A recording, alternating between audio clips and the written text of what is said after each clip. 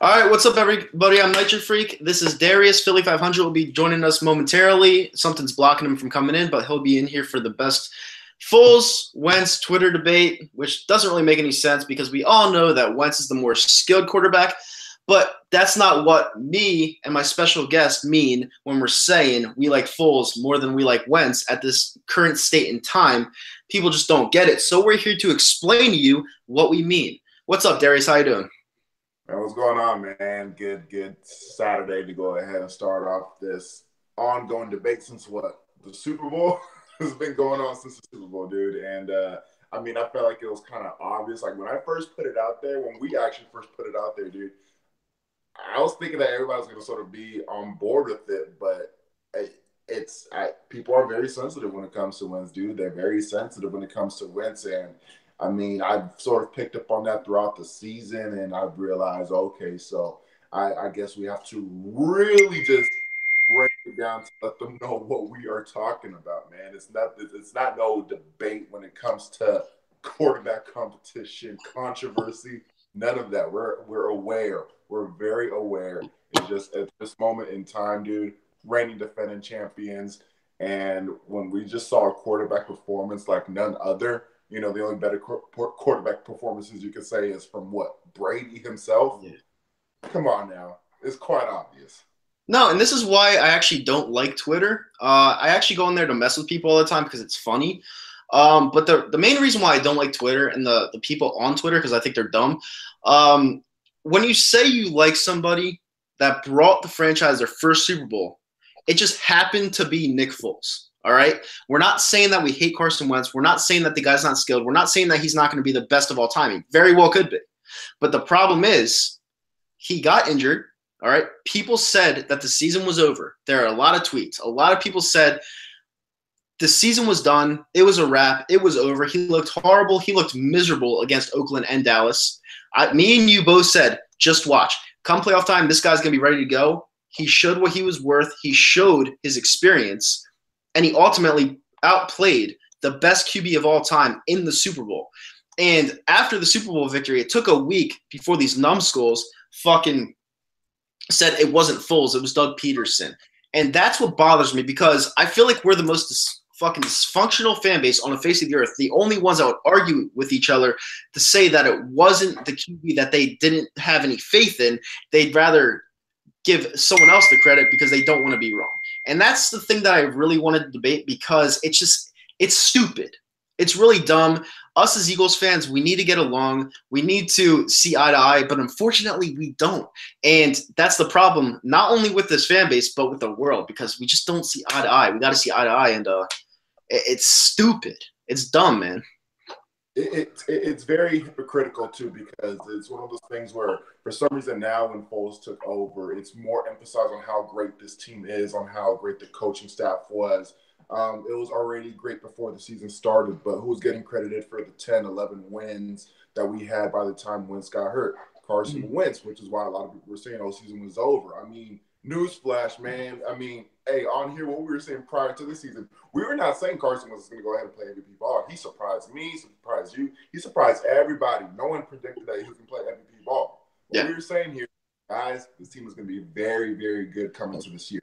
It's just too stacked. It's too loaded. I'm pretty sure this team that's stacked and loaded is going to go ahead and be very complimentary for Wentz to go ahead and perform to the point where he over-succeeded for a second-year quarterback. He overachieved for a second-year quarterback. Now, I think that this is going to be him for his whole tenure here in Philadelphia. I think that this was going to be Wentz that I envisioned when we drafted him. I just didn't expect it this quickly, but it makes sense because of the team that we already had around him, to the point where when he went down, Foles came in and literally looked like 2013 Foles. And it's the thing about the scrutiny on the 5 bad quarters, I guess you could say, with Foles, from the Oakland game and that one bad quarter against the Dallas game. It's one of those things where I'm like, folks were so quick to really highlight that. And they really still, it's amazing to me that whenever we're on here praising him, they really they really like to go back to those games. And I'm like, why would you really want to what's the point of bringing up those games when what he just did in the conference championship game, the Super Bowl? You really want to go ahead and bring up games where he did not look good just to prove a point? No, there should be no point proving. He won the Super Bowl for you. But it's just amazing on how those games are so emphasized when dude had no training camp, no preseason. Remember, he was hurt. We didn't see Foles at all during the preseason. What was it? Matt McGloin or something like that? Matt fucking McGloin. We were stuck watching him during preseason, and that's what sort of made the preseason a little bit anticlimactic for me, because I'm like, man, I wish I would have seen at least Foles in there. I mean, whatever. But comes in December, late December game on the road across the country in LA. I mean, it was technically a home game, but it's just a point where you come in during that time. Wentz took the lead, but Rams came back and took the lead. So by the time Foles stepped onto the field in the fourth quarter, the Eagles were losing. We were losing, so we actually needed Foles to win the game. He came in, made the clutch throws, made the necessary throws. Defense finally stepped up. I think Chris Long made a strip sack, and all in all, came in, made the right throws and right plays to go ahead and seal a victory to beat the Rams, who was essentially made the playoffs. And, well, we know how good the Rams are and how good they could potentially be this upcoming year. And in the following week, dude, this is the most overlooked game, is the Giants game. The most frustrating game, in my opinion, even though we still won. It was the most frustrating game during the season, because I'm like, how the heck is Eli Manning just gashing us for 400 yards, four touchdowns? Dude was just gashing the defense. So who do we have to turn to really put us over the top? Right. You know, you just nailed it right on the head. Yeah, you just. Oh, good, good. And my fault. Sorry. And it's one of those things where, especially when it comes to the Super Bowl, we needed 41. If he took a break, and I was trying to tell somebody the other day where they're trying to say, well, the defense made the play when it mattered most. Defense made the play when it mattered most. Yes, thank you, defense, for finally showing up that one play. Thank you, defense, for finally showing up that one play, because where were you the whole entire game? If Foles took off at least one quarter in the Super Bowl, dude, if Foles took off at least one quarter in the Super Bowl, what's up, Philly.500? What's up, Philly.500? How you doing? Good, man. Sorry about that. I don't know why it kept booting me out so I had to switch to another computer. It was the only thing I could figure out. So. No, it's all right. You joined us in the perfect moment, because we just started the Wentz Foles debate, and it's funny because right before this podcast started, I asked Darius what he wanted to start with, and we're actually going to start with the Freddie Mitchell thing, but I just had to get this Wentz thing off my chest because people just don't understand what we're saying. Like, we're on Twitter every single day saying that we love Nick Foles. He's the best QB the Eagles have ever had, period, because he won the Super Bowl. And people think that we're saying he's better than Wentz statistically, skill-wise. Well, statistically he actually is, but skill-wise, no, we're not saying that. We potentially think that Wentz can be the best QB of all time. But what we're saying is Foles is the first quarterback in history to get it done, and that's why we love him so much. So I don't understand what these people on Twitter are trying to get at when we're saying that Foles is better than Wentz right now, because we love the guy. You know, he did something that years and years of heartbreak couldn't overtake, and he did it. He outdueled the best of all time. So what are your thoughts on that? I get what you're saying. Now I had to throw fuel to the fire just because I'm a dingo. I had to do it. But I know what you're saying. You're saying in terms of accomplishments, in terms of being able to win the biggest game, nobody else could do it. And for that, he's made himself a legend forever. I get that. Yeah, I agree with that point. But if we were to say like player, I couldn't put him into greatest of all time in terms of the best quarterback. But I think I understand what you're saying. Yes. But okay. What do you exactly mean when you can't put him at the best of quarterback of all time? Do you mean that Wentz was not Wentz, McNabb was more consistent to where he should get more credit over Foles with consistency over one title? Is that what you mean? No, well, I simply mean this. I simply mean, let's say, here's an example. Tomorrow, the commissioner comes out and he says, This is going to be the last year the NFL ever is going to exist because of concussions, whatever. And the Eagles have to trade either Foles or Carson Wentz for their final year. I would trade Foles because I think Carson Wentz is a better player. That's all I'm saying. Not that Foles was the first person to do something nobody else has done. But I still want Carson Wentz playing quarterback because I think he's the better player. You know what I'm saying? That's what I'm talking about. We're fully on board with Wentz obviously being the guy, and I mean, we were saying on how if Foles, we were saying Foles should be playing like to start the season because we're not sure, but the way Wentz is going about his rehabilitation, I mean, he's ahead of time. We're hearing nothing but positive reports, and I'm like, you know what? So be it. If the dude is ready to go, he's ready to go. We can't say nothing about it. At least we know who will be ready in case Wentz looks shaky, gets banged up again. At least we will be confident on Foles coming back in. But it's one of the things where I see it as this. The reason why I say Foles, I add more for than just the Super Bowl because from what I see with Foles, what he was been able to go ahead and do with the short time being an Eagles starter in general, because he never really had the proper chance, I guess you could say, especially with us and our backlash that, the up and down 2014 season when we should have really looked more in depth into it. He didn't really have that opportunity to go ahead and be the guy because he had a head coach that never wanted him to be the guy, even though he played the best he could play in his system. I just look at the accomplishments that he's done as the short time being an Eagles starter, where if you think of the best regular season game from an Eagles quarterback, you think, Nick Foles when he threw 400 yards, 7 touchdowns against Oakland. I don't mind when people bring up 2017 as a Wentz's best quarterback accomplishment in a regular season from an Eagles quarterback. I like to refer to 2013 more because, Foles only started 10 games. 11 games if you count the playoff game. He came in for 2 or 3 other games, filling in for Michael Vick whenever Vick got hurt. But you look at that whole entire 14 games where Foles came in and played. It's 32 total touchdowns and just 2 interceptions. That's the most insane regular season I've ever seen from an Eagles quarterback. And obviously, when it comes to a postseason, what Nick Foles has accomplished. So when I put that out there, it's one of those things where we look back and people make a case when they say, Aaron Rodgers is a better talented quarterback than, Tom Brady. You know what I mean? Where the talent and skill, everything is for Aaron Rodgers, okay? Brady, he's been a statue quarterback his whole entire career, but what's obviously complimenting Tom Brady is how clutch he was, is how many times he's able to go ahead and win a Super Bowl, how many times he gets to the Super Bowl, how consistent he is with winning.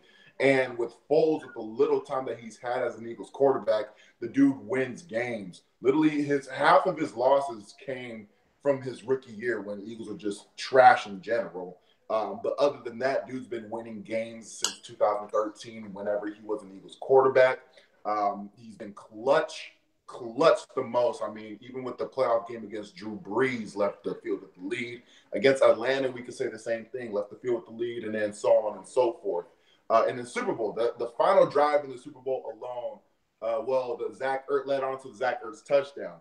4th down, midfield with 4 minutes to go. That was the game there. He clutched up, made a throw for the first down, and then clutched up, made a game-winning touchdown drive late in the Super Bowl. This is every quarterback's dream. This is what they dream to be as a kid is, we are down. We have to drive down the field late in the game. We saw that in Nick Foles, and he's been able to go ahead and do that. And so I look at all these accomplishments and what he's been able to succeed, and I'm like, dude, he's the best quarterback we've ever seen. Talent-wise, we know where the talent goes. You could put McNabb, Wentz, Cunningham. They're way more talented. But when it comes to accomplishments and clutch and being clutch, I got to go with number 9. And this is why I make a hard case with it. And I can't really emphasize it more. And again, I'm confused. It's not a knock on Wentz whatsoever. It's just letting you know how great Foles has been with the short time. So Darius, you got 1 year left for football ever. Who is your starter? Nick Foles or Carson Wentz? I'm obviously it's for business purposes, because of the business decision, it has to be Carson Wentz. There you go. That's it. That's it. You think Carson's the better player, you're going to go with him in the end. But you love Nick Foles because of what he did, and you respect it. I get it. But if I thought Nick Foles was the greatest quarterback in Eagles history, I would say Nick Foles is starting over Carson, no doubt about it. That's how I would take it. Okay, so basically you're saying the last year ever, NFL ever, there's not going to be any more season. Right. I would start Foles. Okay. Well, then you think that literally Foles is the better quarterback. No.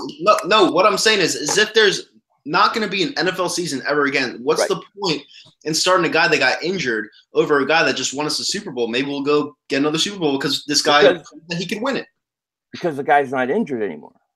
Who knows that? Like this guy. No, I mean, but look, you could say Nick Foles has been injured. I mean, Nick Foles, look how many times he's been injured too. Yes. So, what I'm saying is, and the reason I say 1 year, only 1 year to play, is because I'm trying to take the age equation out of Nick Foles being 30 and Carson being 26.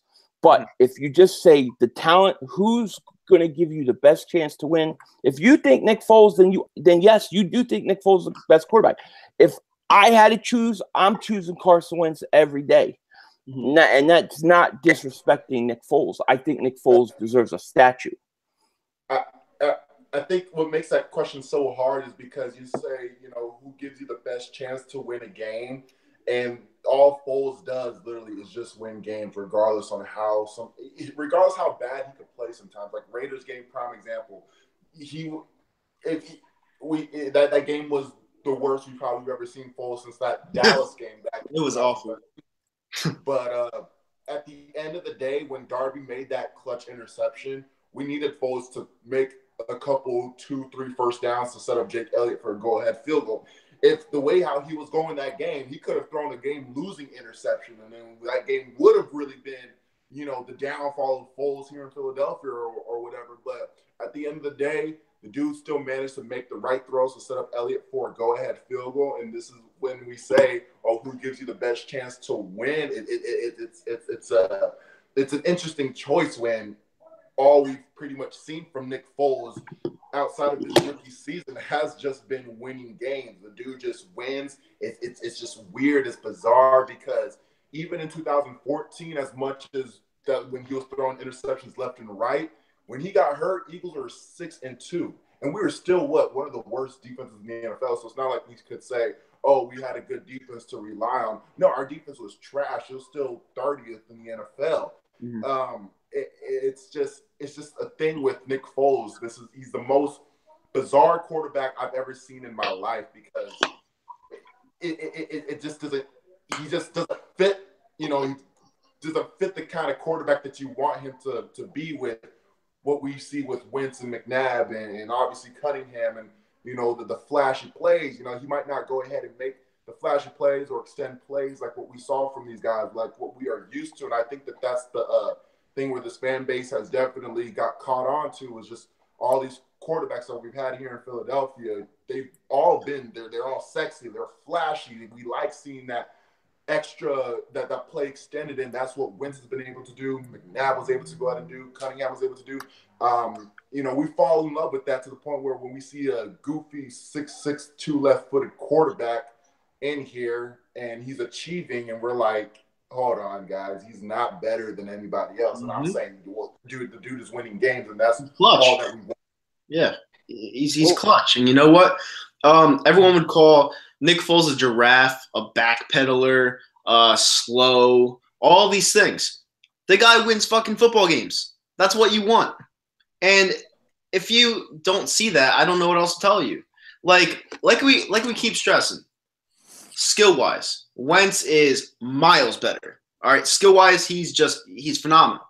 The problem I'm having is, can the guy stay healthy? That is the big problem, because all these people are going to be like, oh, he's not injury prone. All he did was tear his ACL and his MCL at the same time. He's going to be ready for week 1, period. He fucking is coming off a major knee injury, a major one. And these guys want to rush him back to week 1 saying, oh, technology is so advanced nowadays that this guy's automatically going to be ready for week 1. No, we had a Super Bowl winning QB that can start the first 4 weeks of the year, which games, they're winnable. No matter how he plays, we just added a shitload of talent to this team. We could definitely go at least 3-1 in those games without Carson Wentz. I say you do not rush him back. You let Nick Foles step up, be the QB, and let Wentz rehab some more. That's exactly what I'm trying to say. And these morons just do not get it because Wentz has a history the last 3 years. Well, yeah, last 3 years, the ACL, MCL. In the preseason, the year before, I think it was the ribs. And the year before that, he fractured his wrist. So when people say he's not injury prone, I just don't get it. So, yeah. No, well, Foles, I mean, Wentz has to learn how to not take hits. I mean, this is going to be the whole key to his like development and to what he becomes. Because if he learns not to take hits, you're looking at a generational talent, a guy who I think could be a Hall of Fame quarterback. Not only that, but this guy pulled out probably the second best second year of any quarterback I've ever seen. The jump from year 1 to year 2 was something that you don't see every day. Only Dan Marino had a better second year, in my opinion. And the fact that we're talking about Wentz not being rushed back, he shouldn't be rushed back. But when he's healthy, we all know he's going to play. Mm-hmm. And if Nick Foles is the greatest ever and the best, then you got to play the best. That's how I view it. I play the best. If he's the best, the point. I just see it as like obviously it's obviously a very tough situation, and I mean regardless whoever's at the quarterback, the Eagles themselves, the Eagles have a great team, and I still see us repeating this year. However, when it comes to like I get what you're saying though, Philly.500. I get what you're honestly saying though. Because we're claiming that, you guys are claiming that Foles is the best quarterback of all time that the Eagles have ever seen. So if he's the best quarterback the Eagles have ever had, why not just play him regardless? And I mean, again, I really do believe, obviously it's more of the business choice than what it really actually is, just because, you give up all these picks for Wentz. He's the guy. He was drafted to go ahead and be the chosen one for the team. But I mean, just turned out where, Foles never really getting the chance. And I mean, if we actually go through Foles' history here in Philly, I mean, after his 2013 season, what did his coach decide to do? Let go of his best target. Now, Brandon Macklin had a great season, yes, but Riley Cooper taking a major step back didn't go ahead and help Foles, because Riley Cooper stepping up the year before was what definitely helped that offense and Nick Foles. Imagine, we know what we would have gotten perhaps in Jackson and Macklin together, because they would have complemented one another. Foles would have probably been looking like that quarterback he was. But because there's literally just only one guy, Zach Ertz wasn't that guy yet. Brent Selleck was continuing his downfall. And Shady wasn't leading the NFL in rushing. But we had Macklin step up. But Cooper's drop-off is what really set the bar set the tone for Nick Foles to go ahead and take a step back, especially in 2014. And let alone Chip Kelly, the lack of creativity. One thing, obviously, Doug Peterson is great for is his creativity. We saw the same 10 plays from Chip Kelly his whole entire 3-year tenure here in Philadelphia. We saw the same 3 plays with Foles, Sanchez, Bradford. We saw the same 10 plays. And that's obviously something where the NFL is going to go ahead and quickly pick up on. If you're not changing anything, well, it's going to be stopped. And that's why I feel like the downfall in 2014, why he had such a major step back, because I was against Foles. I was like, man, that guy was a fraud. Are you kidding me? Blah, blah, blah.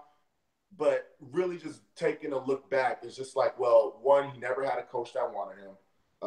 2, the city itself never really wanted Foles, because once he took a step back, we went after him. Most of the fan base, I'll say. Most of the fan base. And then obviously the players around him. The players around him took a major step back as well. We had the best offensive line in 2013. That offensive line was really, it was on the verge of, it came to the point where we were one of the worst offensive line in 2015 on how bad they were. And then it didn't really – him going to Jeff Fisher, the quarterback killing coach himself, obviously is not making a case for him as well because, you know, Jeff Fisher, look what he did with Goff and Keenum, and then look what Goff and Keenum did this year. So I think when people are saying, well, look what he did with the Rams, you could really sort of put more blame on Jeff Fisher just because we have more evidence that Jeff Fisher himself was just terrible because look at the other two quarterbacks that completely balled out outside of the Jeff Fisher system. And then a year where nobody acknowledges is when 2016, Alex Smith gets hurt. He's in a good offense with Andy Reid again, right? He won them 2 games, threw 3 touchdowns, no interceptions. So it shows you that you put Foles in a good system, he's going to be a good quarterback. That's right. He's going to be a good quarterback, but nobody has ever given him a chance. No one has ever given him the chance. Even in 2013, that was not his team. That still wasn't his team, despite how he played. 2014, like even after 2013, Chip Kelly did not want him. You know what I mean? So it's tough for Foles. It's been a tough journey for Foles, and you can see why he's contemplating retirement because no one is going to give him the proper chance until I don't know, maybe next year on whoever's going to go ahead and want to sign him in free agency. Yeah, he's going to get a chance now. I definitely think so. After this year, but you know, there's a couple things though. You know, when Foles took over for Chip Kelly, that was the first year of that system. Defenses then had a whole year to learn, and they obviously adjust, and Chip Kelly showed he couldn't adjust. And then last year, you know, when Foles and Peterson changed that offense up, defenses really didn't have a lot of time. And there was 13 weeks where Foles wasn't playing, taking shots, getting hit either. So, you know, playing a whole season and then a Super Bowl is a very hard thing to do. Now, Foles is a winner. Foles can win in the right system with the right guys anytime. I agree with you. I think Carson can win in any system at any time. And he doesn't even need the time. That's how good I think he is in terms of ceiling. I agree with that. But I'll say this about Carson to you, Philly. Will you be moving on forward, stepping into this year, and knowing that the history of injuries that's starting to build up on Wentz? Do you think that the Eagles, you know, how we made it a big drama last year about the backup quarterback situation with the whole Chase Daniel drama, Nick Foles drama, now it's definitely going to be more. Do you think next offseason our biggest position we have to go ahead and address should be a backup quarterback before anything else? Well, I mean, I don't know. Like, I wouldn't draft a quarterback in the first round or the second round, anything like that. But you're going to have a quarterback. Obviously, you need a backup quarterback in today's NFL. Carson's biggest hiccup is, can he stay healthy? The one thing I've learned about Carson is he doesn't seem to make the same mistakes too many times in a row. Like, he seems to learn. If he can learn not to take punishment, he'll be fine. If he takes punishment, he's going to have problems because he can get hurt. I mean, he takes a lot of punishment. Foles, there's no reason to rush Carson. As much as I think he'll be ready week 1 because I think he's going to kind of will it, but you don't have to rush him. That's the great thing about Nick Foles. I think Nick Foles is a winner. I think Nick Foles is a big game quarterback, and I think Nick Foles is you know, I love Nick Foles. You know what I mean? I love him. So there's no reason to rush Carson back at all, you know. So then when we make our case, when we say, okay, you know, Foles is the greatest quarterback that this Eagles franchise has ever seen. You said that. When it comes to, do you see our point though when it comes to like his accomplishments and what he's able to go ahead and do? And I mean, we see that on what he's done at such a short period of time. And obviously it's more than just a Super Bowl and winning us a Super Bowl MVP, what we just pretty much brought to the table right now. If you think that if it was McNabb that had the game, you know, a 7-touchdown game and a Super Bowl MVP or Cunningham or even Wentz for crying out loud, do you think the narrative would definitely be more emphasized on them more so than what's been emphasized on Foles?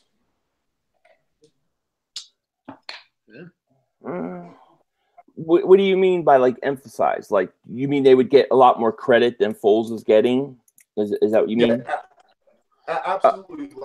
Like for example, we heard we heard that it was all Doug Peterson. It was all Doug Peterson, or the Eagles, they were just a good team in general. They were going to win the Super Bowl, regardless. Like they were just a stacked team. They were just that good of a team. Whereas opposed to when Wentz was balling out in the regular season, we had Wentz MVP, Wentz this, Wentz that, which we all agree here again.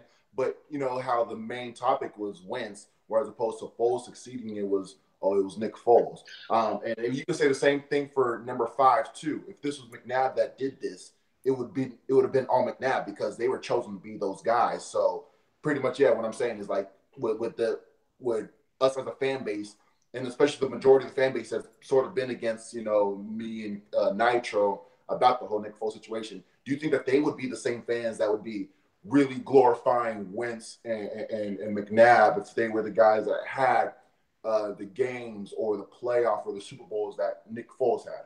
Yeah, I do. I do.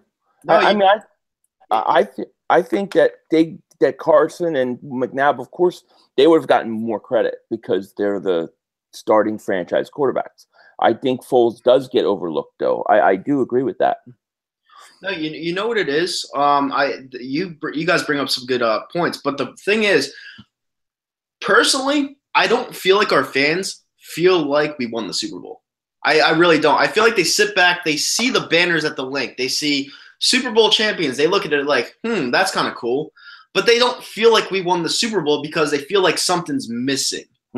Like you know what it is? Like if Wentz were to win the Super Bowl, they'd be like, oh shit, we're gonna have a dynasty because this guy's gonna be the best ever. But they see it as a backup quarterback winning it for us, and they don't know exactly what is gonna be brought out in Carson Wentz. Like if Carson Wentz comes into the year next year with, in my opinion, a better team than last year's, and he underperforms and doesn't win the Super Bowl, people are going to go back to Foles next season. They're going to be like, oh, was it just Foles that could win it, the Super Bowl? And it puts a tremendous amount of pressure on Carson Wentz. So I feel like a bunch of Eagles fans are kind of feeling like, yeah, we won the Super Bowl, but it was with Nick Foles and not Carson Wentz. So therefore, it's automatically a different feel.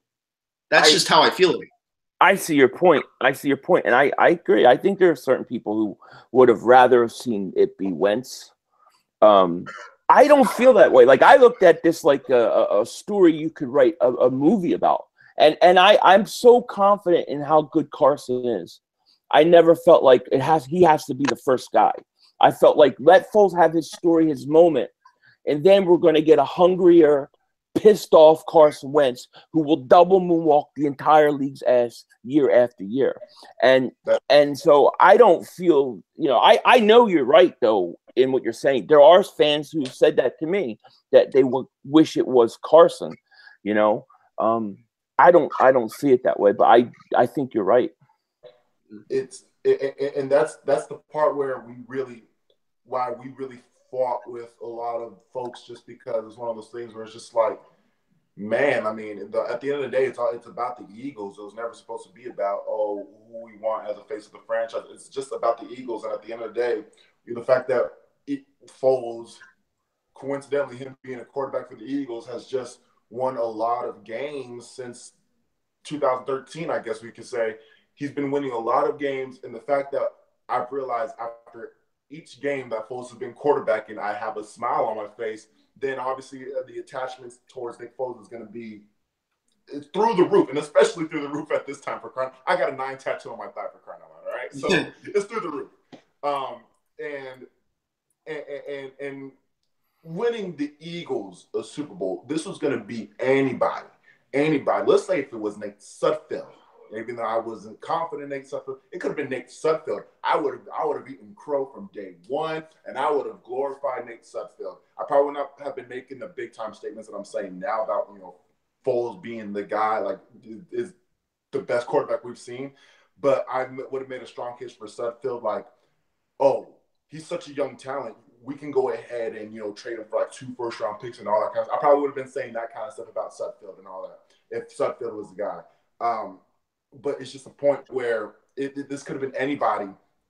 the fact that you win the Eagles a Lombardi trophy, there should be no type of little sadness in the back of your thoughts saying, well, I wish it was Wentz. Like there should have been nothing at all. Because if you're an Eagles fan, you've been longing for this moment, for this time, for the longest time. Like this has just been something where we wake up thinking about. We got on videos throughout all these years, all three of us on here, just making videos about how are we going to go ahead and formulate a Super Bowl team. Frustrations left and right, man. Philly.500, I mean, lo and behold, I actually had to go to you, especially during the 2016 season. I had to go to your videos to really let you vent for me because on how frustrated we were just because this team lost. Nitro Freak, obviously one of the OGs on here, established since the start of YouTube pretty much when it comes to coming on here. He's seen the worst of the worst with 4 and 12s and all that kind of stuff. So we come on here and speak about the frustration because the Eagles themselves, they're like a family to us. And I feel like if that time when they were able to go ahead and come on here and finally win the Super Bowl, there should have been no back thought. Mm-hmm. Back thought. Would it have been nice? Could it have been a better picture? Maybe, yeah. But regardless, it shouldn't matter just because they're Super Bowl champions, you know? No, and you know what? Going back to what I was saying before about the fans not really feeling like they won the Super Bowl, because last year was so easy. Like, it was such an easy season. Even with Carson Wentz going down, we really never had that moment to where we thought we were going to lose any games besides the Seattle Seahawks game. And even going to the playoffs, you know, I was at that Atlanta game. It was freezing. It was cold. So I knew that the defense would play a good game because there was no way that Matt Ryan would get anything off against the defense in the cold weather. It just wasn't happening. Neither was Foles, all right? The second half, Foles started making some really clutch throws, and Matt Ryan was starting to heat up. At the end of the game, where Julio Jones had the Butterfingers and it went through his hands, I was like, yeah, we're going to win the fucking Super Bowl. That's the moment in time I thought we were going to win the Super Bowl because that last year was just such an easy season. Like, there was no stress. There was no pressure. And when Wentz went down, I sat back and I was like, is Foles really going to be the guy that comes back after getting traded and winning our first Super Bowl in franchise history? Because in my opinion, that was a better storyline. And once it happened, I was like, this really didn't just happen. I was at Xfinity Live. I was crying my eyes out. I don't cry. I was crying my eyes out. I collapsed to the floor, banged my head on the ground, and the bouncer behind me was like, dude, are you all right? I woke up with the biggest smile on my face, and I was like, we really just fucking did it. And this bouncer started cracking up.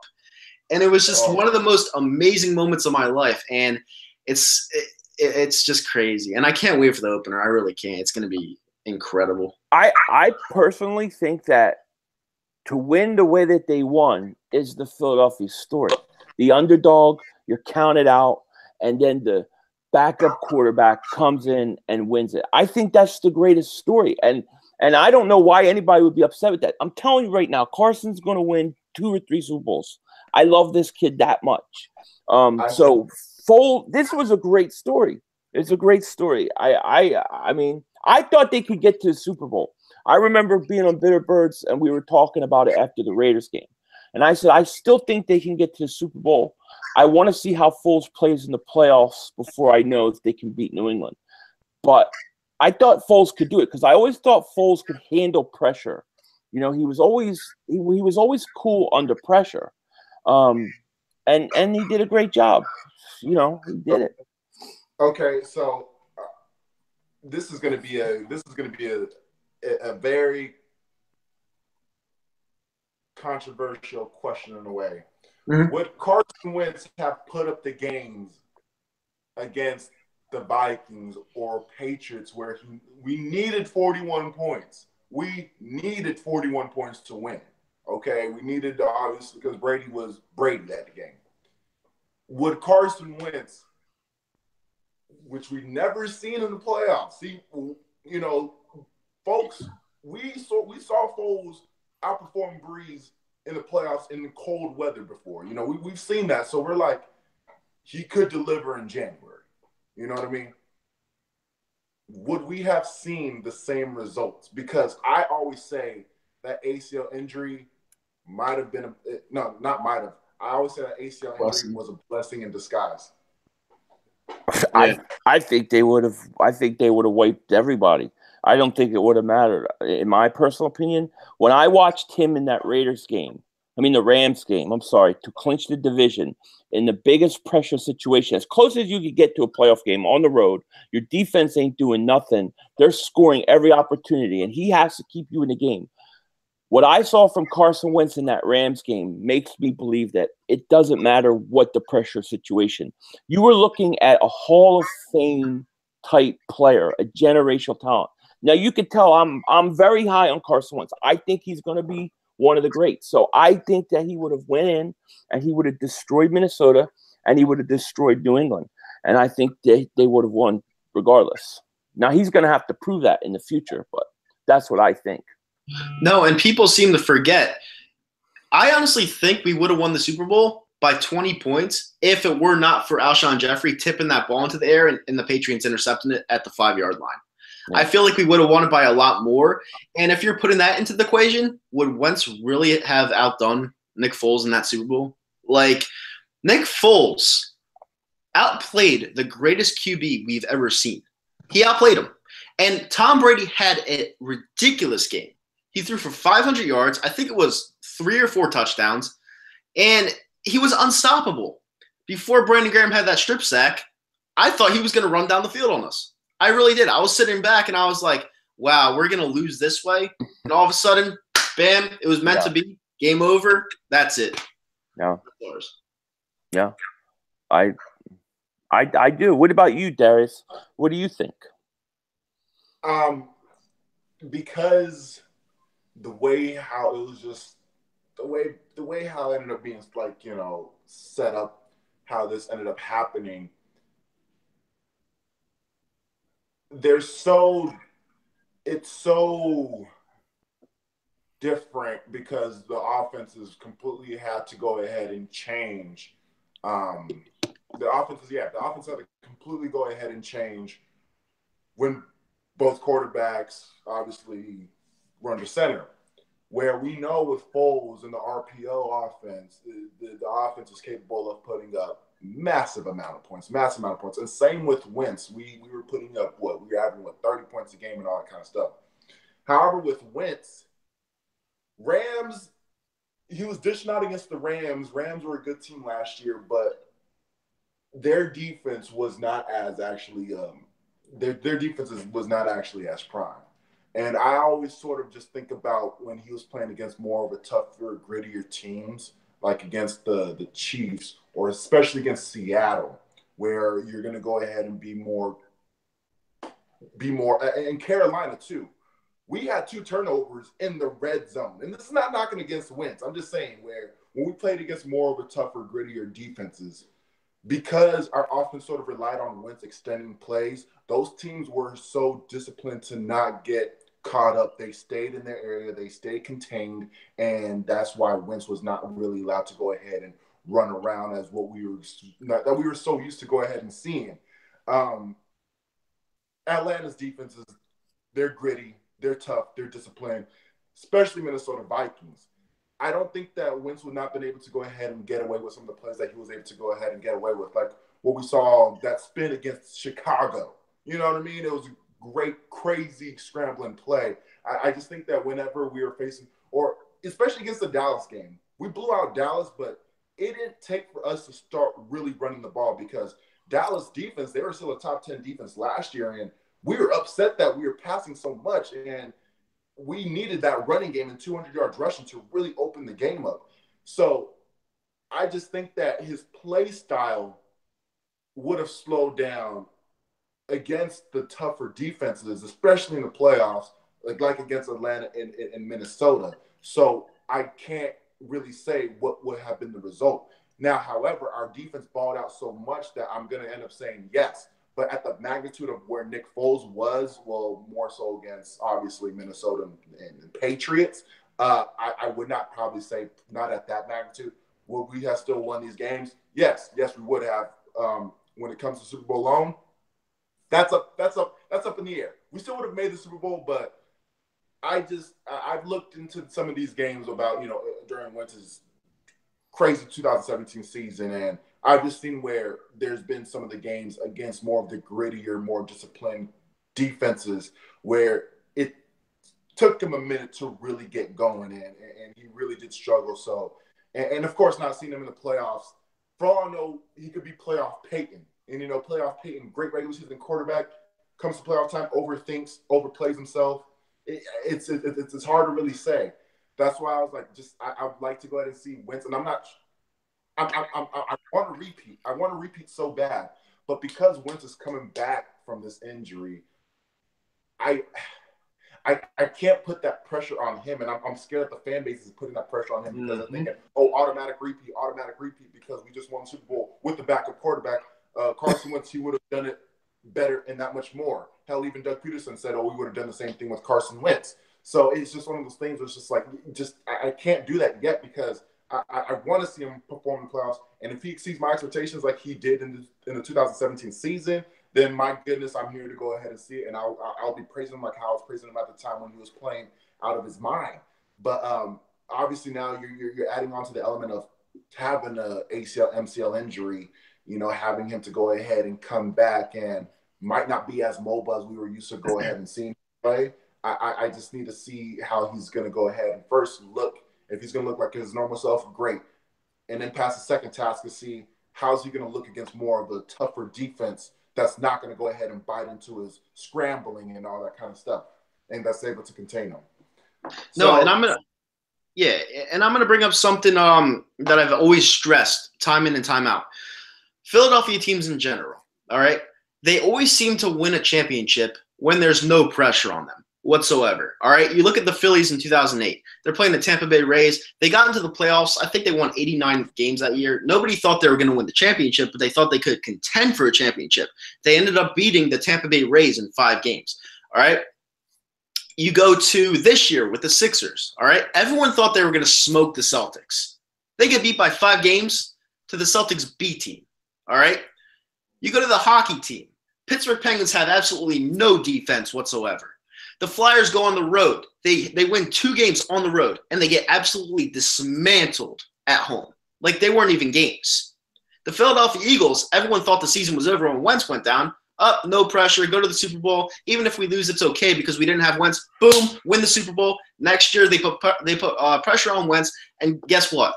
We don't know what's going to happen, but I think when you see the storylines, it's not good news. I don't think there's pressure on Wentz next year. I don't think there's any pressure on him because he's going to have the built-in excuse that he's coming back from an injury. Plus, they already won a Super Bowl. In 2 years, he's going to have pressure on him. Now, I'm going to go back to one thing that Darius said earlier because you talked about Wentz's style in the playoffs. The one thing about him having to run around is usually because he has to get out of situations. When you look at Nick Foles against Minnesota and New England, Nick Foles was pretty much upright the whole game. That offensive line kicked ass. And if you give Carson Wentz that much time with that arm, he's going to tear anybody up in the league. Anybody. We got to remember how many times this guy came out of the game in the 4th quarter because he was blowing everybody out. I think that this guy, I seriously think this guy could be one of the greats of all time. That's how high I am on him. So I don't worry about whether he can handle the pressure. I think he'll take care of all that in the end. I think his biggest problem is, can he avoid the hits and taking the beating? I'll tell you this. Okay, because honestly, I mean, obviously they're obviously a little bit more different in a way, but I do get a lot of, I'm not going to go over the top of this, but I do get a lot of Aaron Rodgers reminder from Carson Wentz, where he's not necessarily a scrambler, but he will go ahead and extend plays. He's a very accurate quarterback, and he's a gunslinging quarterback, and he puts up stupid amount of numbers. And honestly, Carson Wentz, he was. I kept saying like, Brett Favre in a way. I didn't want to go ahead and put that narrative out there because I know I probably would have gotten just a ton of backlash because Aaron Rodgers is freaking Aaron Rodgers. You know what I mean? But I'm not gonna lie, Carson Wentz was reminding me of that just because when he extended plays, he was not scrambling like we would see, like, Michael Vick, for crying out loud, or something like that. He would just extend plays, use his nice quick feet, and then go ahead and find a nice, pretty touch pass, like what we will see from vintage Aaron Rodgers.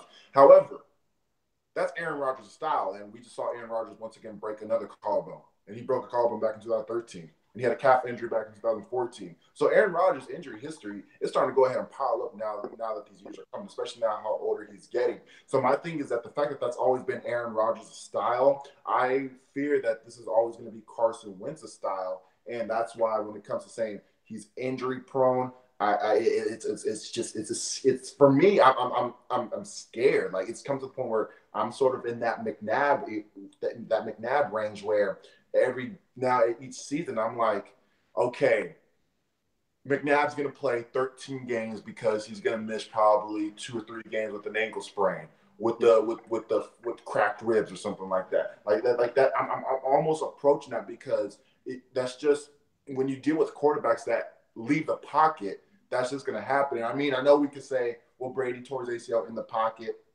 someone fell into his knee and all that kind of stuff. But since then, he's been the best quarterback ever since then, whereas opposed to McNabb tore his ACL in 06, leaving the pocket, and 07, he missed a couple games, and we had to see was it AJ Philly against Patriots, that crazy Sunday night game.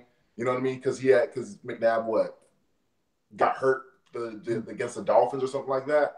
And then, not in 08, but in 09, game 1 against Panthers, broke his ribs. It's just one of those things where quarterbacks that leave the pocket, they might not necessarily be a scrambling first quarterback, but there's just too much of injury risk when they leave the pocket. And I mean, we praise Aaron Rodgers all this time, but at the same time, Aaron Rodgers now, he's starting to go ahead and stack up on these injuries because his style is leaving the pocket, and that's what I'm fearing with Wentz. That's what I'm fearing, that he might fall into that category of just being an injury-prone quarterback, but it's just because that's part of his style.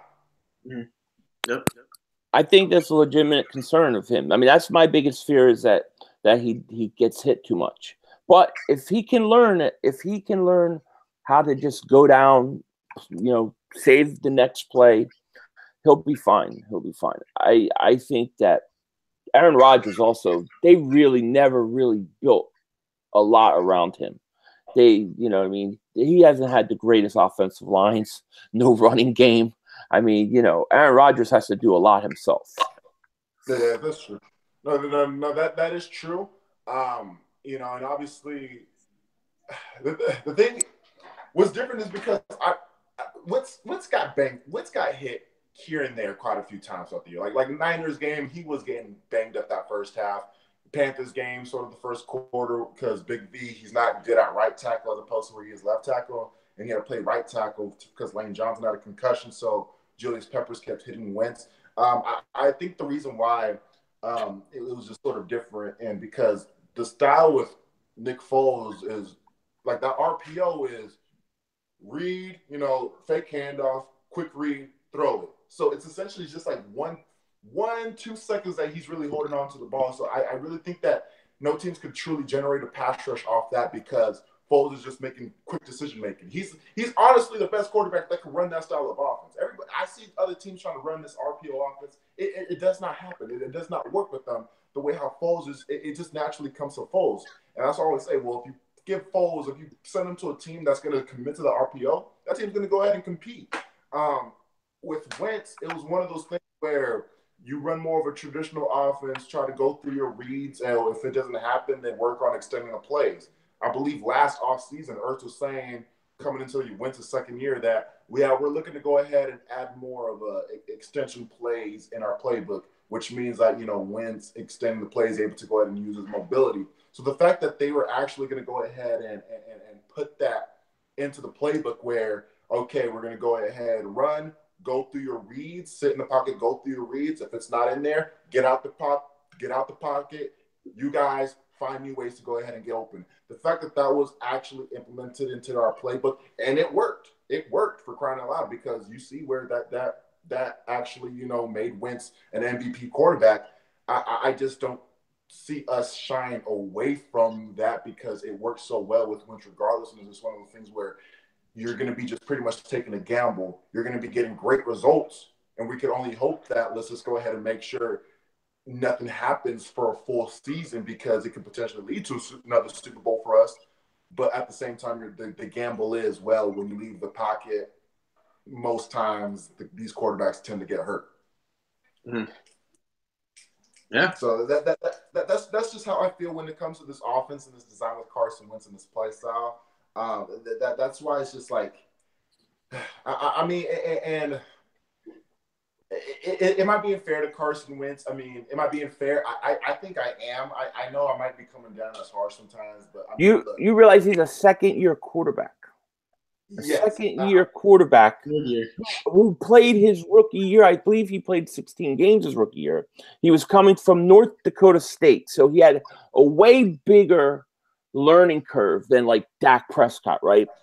He had a lot to learn, but the progression he made in year 2, we're talking about a year 2 quarterback that if he's healthy, he throws 40 touchdowns. 40 touchdowns would be reasonable. He's going to throw 40 touchdowns this year. And I think that, look, it's only going to get better. He's only going to get better. And he's only going to learn how to take care of all these issues that we do have. He's definitely not perfect. He's only a second-year quarterback. I love this kid. Okay. So going back to what you were saying about Wentz, and then how you were saying, well, he would have had 4 touchdowns this past year. Well, he's going to go 40. ahead and do it this upcoming season. Mm-hmm. Do you think that that's actually adding on pressure to Wentz? And when it comes to, because I think when it goes back to the topic of the pressure on Wentz for this upcoming season, you made a great explanation like that. You make a great explanation. You're like, you know what? It's going to be frustrating because this team is honestly better than last year. But if we don't repeat, and it might be a result of sort of a slower Wentz coming off of an ACL, then you are one of the rare ones. Because the ones that actually really go after me and Kyle, they're really claiming, oh, it's going to be bigger, better than ever in 2018. We got a better team. Wentz is going to be coming back. And I feel like that alone is that expectation is set literally through the roof now, because not only they're claiming it's going to be another Super Bowl for crying out loud, you're claiming it's going to go ahead and be just pretty much a wipeout of a season, to the point where I won't be surprised if folks literally has us going 15-1 for crying out loud. I just think that is unnecessary pressure for a guy coming off of an ACL, especially if we look back in the past. Now, granted, Philip Rivers had a great season coming off of an ACL. I mean, Brady still threw for like 30 touchdowns, but he did throw 13 interceptions that following year as well. Or we could even saw with McNabb. McNabb had such an average year in 2007, and he tore his ACL in 2006, and he had such an average year. And I don't think I've seen a quarterback as of recent times that won a Super Bowl coming off of an ACL injury. A great quarterback that has won a Super Bowl coming off of an ACL injury. I have not ever seen that ever. Now, if Wentz is the first one to do it, then my gosh, Wentz is the first one to do it, and we're over here next year probably talking about how we're a dynasty and all that kind of stuff. But I just think that the pressure for this upcoming year, and it's unfortunate because the roster around him, and we have a now Super Bowl winning head coach. I don't like that, especially for a guy coming to his 3rd year off of a major knee injury. I just think that it's one of those things where we shouldn't have high hopes, but to demand a Super Bowl and to say it's going to be better than how Foles did it, that's just too much for me to go ahead and really claim right now. I think that the first, I think to say, I don't think there's pressure. It's very hard to repeat. He's coming off an injury, and I don't think he should have pressure. I don't think there's pressure. I think in the 3rd year there would be, but I think coming off an injury, I don't think so. It's very hard to repeat, even if he was healthy, let alone coming off an injury. But I think Wentz, no, in the end, I think his mental makeup, just the way he is, just the fact that it's already burning in him. I think he's got a lot to prove, and I think he's going to come out, and I think he's going to tear the league up. I don't think he'll be as mobile early. I think he may struggle early in the year, but I think at the second half of the year, he's going to heat up, and then everybody's in trouble. You know, I mean, we'll see. But I'm saying 40 touchdowns. I'll ask you guys this question. I'll ask you guys this question because I always say that part of the reason why Eagles made the Super Bowl run in 17, and it was destined regardless, because when do we ever see Aaron Rodgers and Russell Wilson not in the playoffs at the same time? So I felt like the fact that those two guys alone, which we never beaten those guys. We never ever beaten Russell Wilson or Aaron Rodgers, regardless how we had the best. This year's a prime example. We had our best team ever. We had MVP Wentz, and they looked like crap against Seattle. It's just something about playing against Russell Wilson, Seattle, that scheme, and obviously Aaron Rodgers, always Aaron Rodgers every time we play him. Do you think that if we encounter those guys in the playoffs, and we never seen us beat any of those quarterbacks, and we just saw this past year where we had actually Carson Wentz in the game and Russell Wilson in the game, completely shredding our defense, and Wentz only putting up 10 points. Now, he had one of the best passes. Well, I like that touchdown pass the Aguilar, but the Aguilar reception, like 50 yards, that was one of the best passes I've ever seen from a quarterback in my life as an NFL fan. But look what he needed to go ahead and do in order to make a big play. It had to be at that magnitude to the point where how often is that going to happen in a freaking game? Mm-hmm. So, question to you guys is, Rodgers or Russell Wilson or both back into the playoffs? I mean, where are we playing? We're home. We're home. We're home. We're going to win. Go to Seattle. No. What I'm saying is we're home. We're done. Like, if we play Russell Wilson and Aaron Rodgers in the playoffs last year with any QB, we're fucking sitting on the couch. All right? We got perfect matchups. All right? And when I mean perfect matchups, I mean the perfect QBs to play. We played Case Keenum and we played Matt Ryan. Okay? Am I saying that I'm taking anything away from the team? No, because we kicked the shit out of the Minnesota Vikings and a dynasty in the New England Patriots. Those are huge accomplishments. But if we run into Russell Wilson or Aaron Rodgers, if we're home or away, in my opinion, we're on the fucking couch. I don't think we advance. I think we beat Seattle in Philly. Really? I think the problem in Seattle is we're always in Seattle. We're always in Seattle. That's not an easy place to play. We play them at home, I think it's a different story.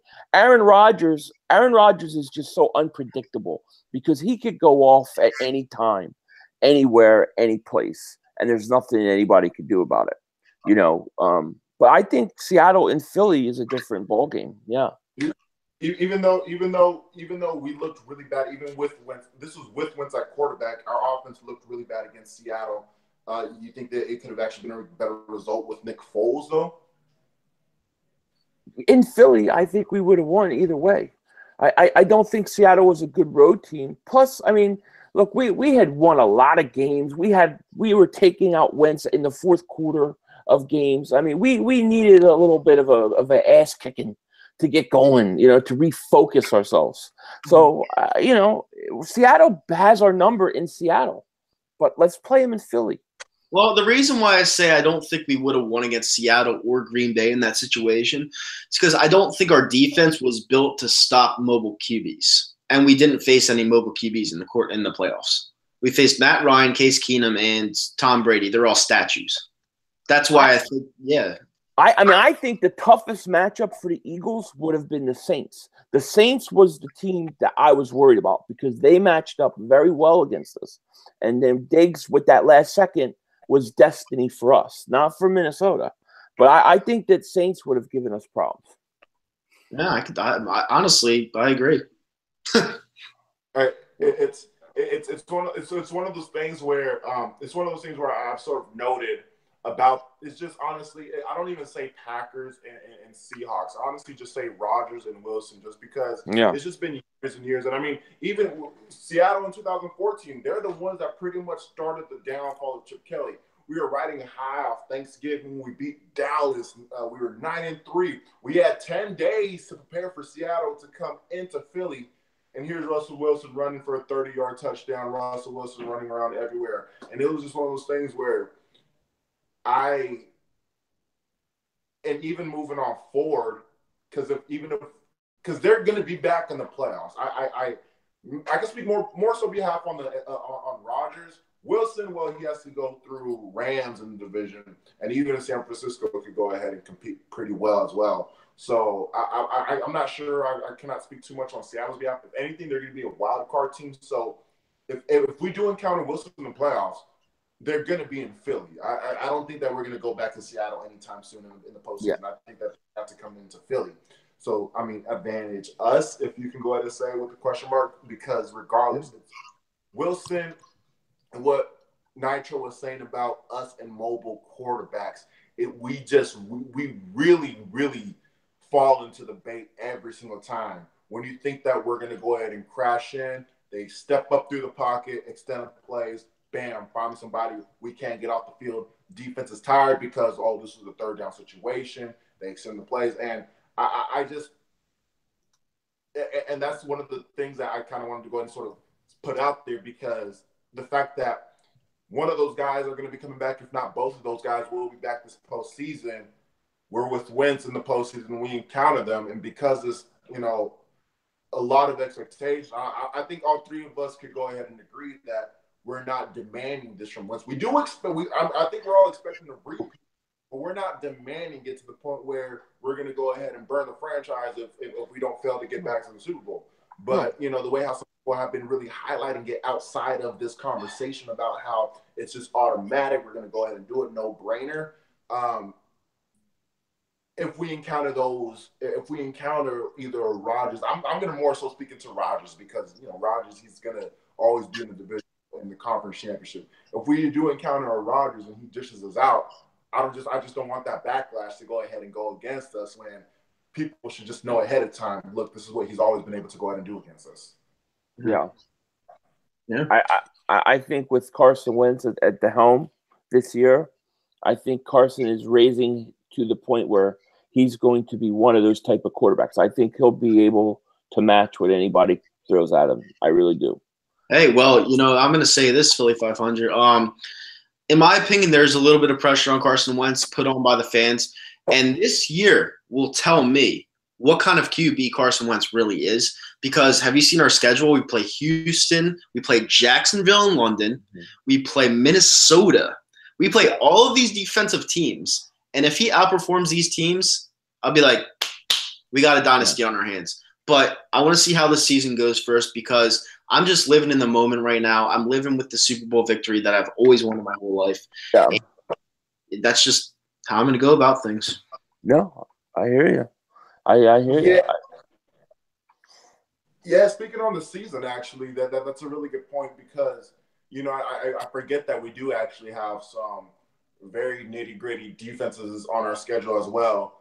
And, I mean, it's not going to be as really emphasized because people don't really want to think about any of the tough outings or the slower outings from Wentz in some games last year. I know it could be really overshadowed because, his season came to an abrupt end, and he ended on such a high note, dishing out 4 touchdowns against the Rams.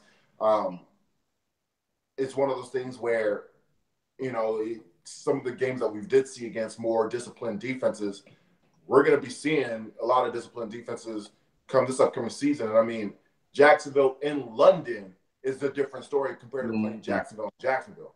Jacksonville in London is, I don't know what kind of team they are. They're like an elite team in London. That's a hard game. It's a hard game.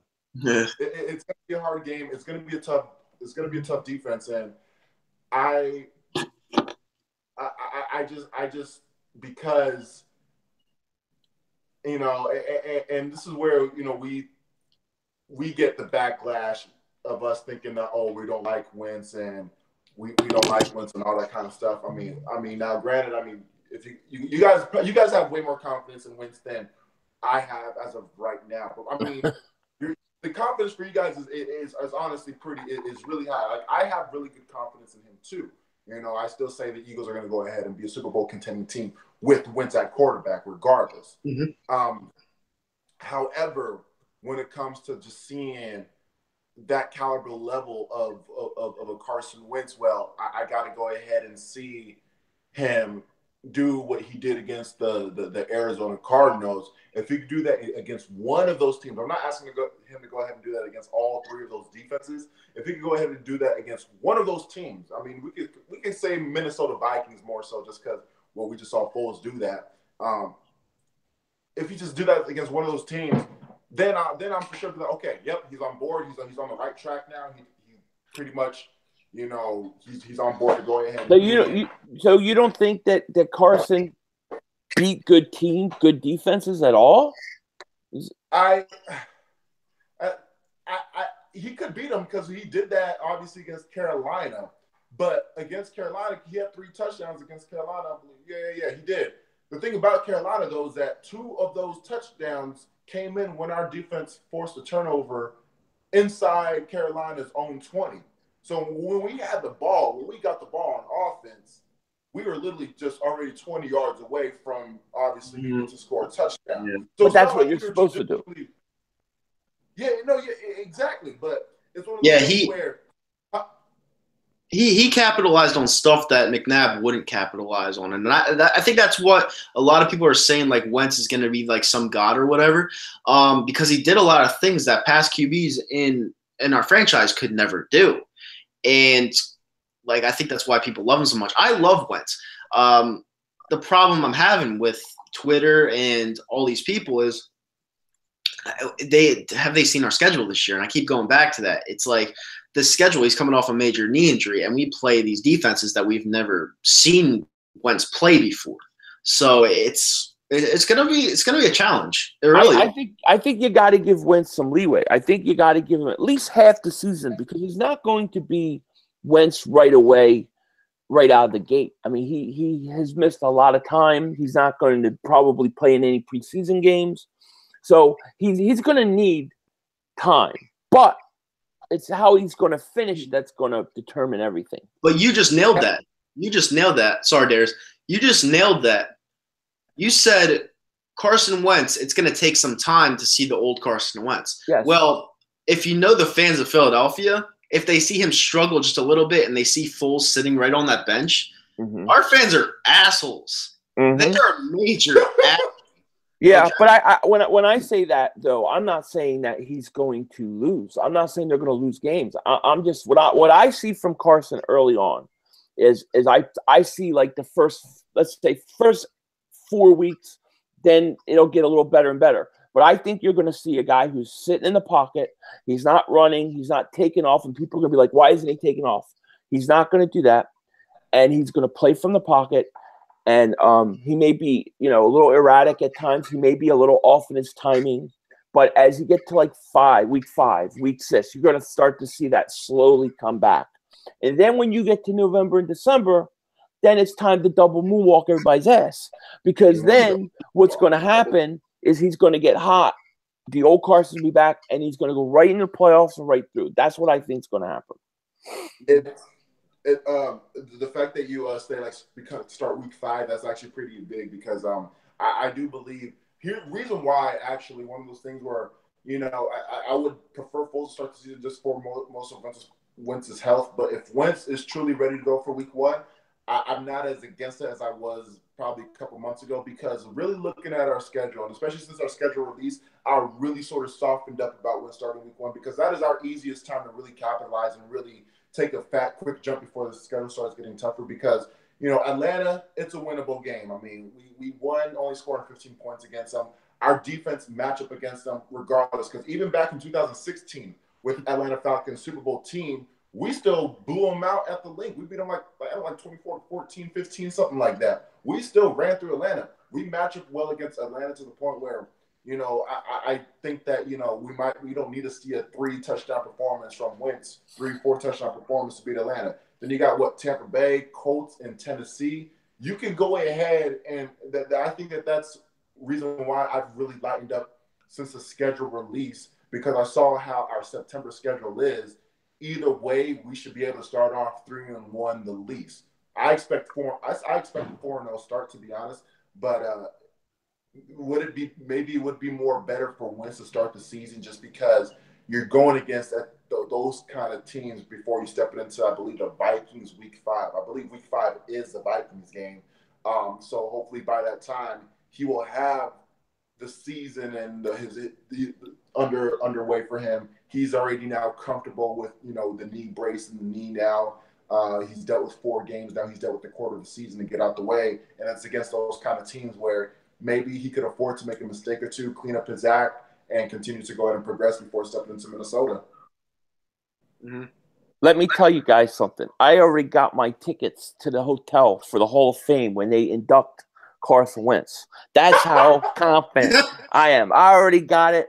I already got my hotel room. I'm going to be there when they induct him to the Hall of Fame. It's already book it. It's going to happen. I love the kid. That's how high. I've never been this high on a quarterback in my life, ever. That's how much I think of this kid. I really do. Without Carson Wentz, seriously, without Carson Wentz, we don't have a Super Bowl. No. I'm not saying because of the season alone, but because we were confident with Carson Wentz after 2016. Like, he had an average rookie year, but we've seen enough plays that rookie year to realize, oh, there's something in him. He's special. We need to give him some running backs, weapons. So we were demanding for us to go ahead and bring in these guys. And hey, the front office, they believed in him too. Howie Roseman, Doug Peterson, they say, you know what? Wentz is the guy. So that's why Howie Roseman, the genius that he is, really formulated such a Super Bowl roster around Carson Wentz. And it was almost too good for Wentz, to the point where we had a backup coming in playing at that MVP level as well. So really it started because of the belief in Carson Wentz being a franchise guy. Well, let's go ahead and take advantage of his rookie contract and really stack this team up the next couple seasons to go ahead and see if we can go ahead and make a Super Bowl push. And lo and behold, that freaking happened. So, you just brought up a very good point. Carson Wentz is going to be the richest contract in the history of NFL. He's going to be the richest quarterback. So we got to make sure that this guy, I honestly think he's the answer. I agree with Philly.500. We got to make sure this guy switches the way he plays so he can have some longevity out for his career, because he's going to want a lot of money. Like, I mean, a lot. And this means it'll hit the cap hard to where we can't bring in the necessary people to fit around him. Well, two things with that. No, go ahead, Darius. No, I was going to say, I think what the Eagles are doing right now, if they are seeing what's been successful for them, they could really because trust me, I've been thinking about that too, Nitro. I'm like, shit. I was like, because Carson is going to get paid after, especially seeing with Stafford or especially Matt Ryan with the Jimmy Garoppolo, the money that they're bringing in. I'm like, okay. So I've been sort of thinking ahead. I'm like, what the Eagles need to go ahead and really do. Well, I think that they've already established that if you really give both sides of the ball good at the line of scrimmage, you're going to be able to go ahead and really feed off of that, because the protection from Wentz and the offensive line setting up a running game for them, the protection for them to go ahead and create the holes and allowing all 3 running backs to go off like they did. The defensive line, because our corner, our secondary, our back seven, especially with Jordan Hicks getting hurt and all that kind of stuff, they overachieved because of the pressure our defensive line did, stopping the run and pressuring quarterbacks the most. And then obviously with the offensive line, what they were able to go and do is protecting and creating run holes. I think what they need to really go ahead and do is really need to manage a Wentz big time contract. Stick to what's been going on here with having the best defensive line and best offensive line in football, and you could really and that will pretty much complement an average secondary. We need some targets. I'm not gonna lie. If we could go ahead and still we need a solid tight end forever. So whenever Ertz leaves, Dallas Goedert could go ahead and fill in. I think the tight end is probably our biggest skill position in need. Like our key skill position for a quarterback is tight end for this offense and this regime. It's funny. They just paid Ertz, right? Yeah. They just paid him. Okay. That's cool. So we have Goddard and we have Ertz on the other side. So we don't have to worry about the tight end position for right now, which is pretty smart because we use the draft pick in a good way. That's what the salary cap in the NFL is what creates to not have dynasties in the NFL. It's the biggest thing. That's why the Dallas Cowboys have sucked since the '90s, because they just can't go out there and spend on whichever player they want to fit their system. They need to draft well. They need to be dependent on these players staying healthy. And they've been the most lackluster fucking franchise in the NFL since the 90s, like I just said. And that's what scares me with Carson Wentz's rich contract coming up, because I miss players like LeGarrette Blount. I'm going to miss LeGarrette Blount because he's a good luck charm. Not only is he a good luck charm, he comes up in key situations. Now we have to rely on a run game, which we don't necessarily know how it's going to do, because Corey Clement, in my opinion, isn't the answer. I think he's a good role player. I think he's a good role running back. Darren Sproles is coming off a major injury. Jay Ajayi has bone-to-bone knee issues. So the run game is going to be an issue, in my opinion, or it could be an issue. So, yeah, what were you saying? Oh, go ahead. Hey, we can debate about Corey Clement real quickly, man, because I've been sort of making a little case about Corey Clement. I see not necessarily a full Westbrook in there, but the versatility of running and catching, that is Westbrook-esque. That is what we are used to as Eagle running back. Shady McCoy was good on the receiving end as well. I just think that's why I think Corey Clement might end up being the guy. I think Corey Clement might secretly end up being the guy. I know it's not probably supposed to go the way how it was because he was an undrafted free agent, but 8 touchdowns his rookie year, dude. The impact that he made in the Super Bowl, 100-yard receiving in the Super Bowl, he's such a versatile guy. And it's one of those things where I see a lot.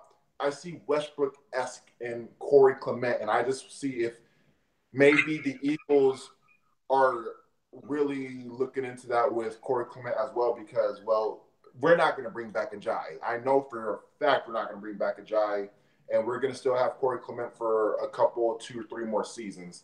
But, yeah, how do you feel about Corey Clement, Philly.500? I think that Corey Clement – when I think of Corey Clement, I think of that Denver game where he had like 3 touchdowns. I think he had a receiving touchdown. I think Corey Clement may be able to be a franchise running back.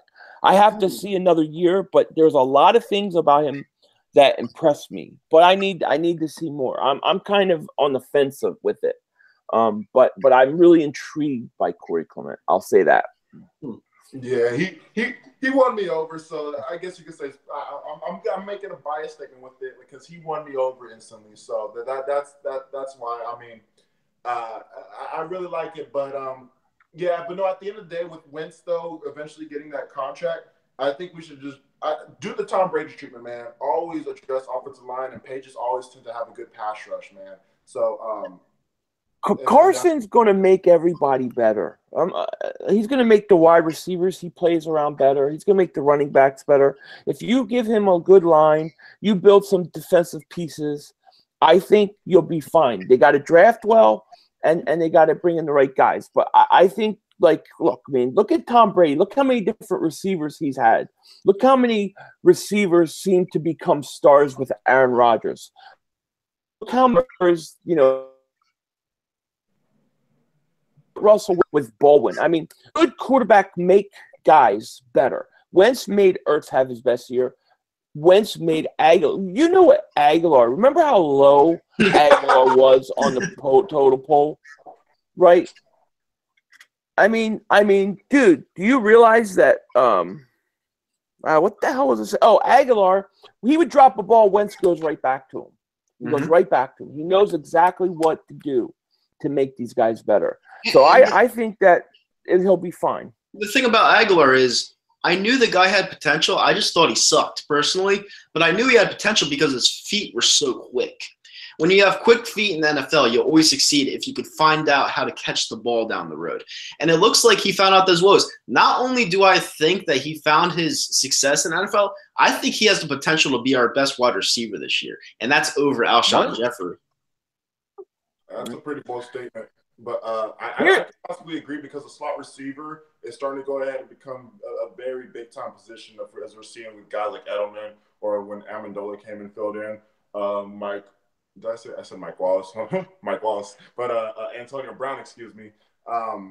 We're starting to see guys. Even Larry Fitzgerald is having a crazy. He's the best slot receiver, and this is Larry Fitzgerald, who was always on the outside, went to slot. So I think the slot receivers is becoming a low key number one receiving position. So, in regards to how Wentz makes other guys a lot better, yes, definitely. I mean, he also needed some guys to go ahead and help develop him. I mean, that's what everybody starting off needs, like where Aaron Rodgers had Greg Jennings and Donald Driver, Tom Brady. Tom Brady, when we lost them in 2004, yes, they cheated. Yes, they definitely cheated. We could all agree they cheated.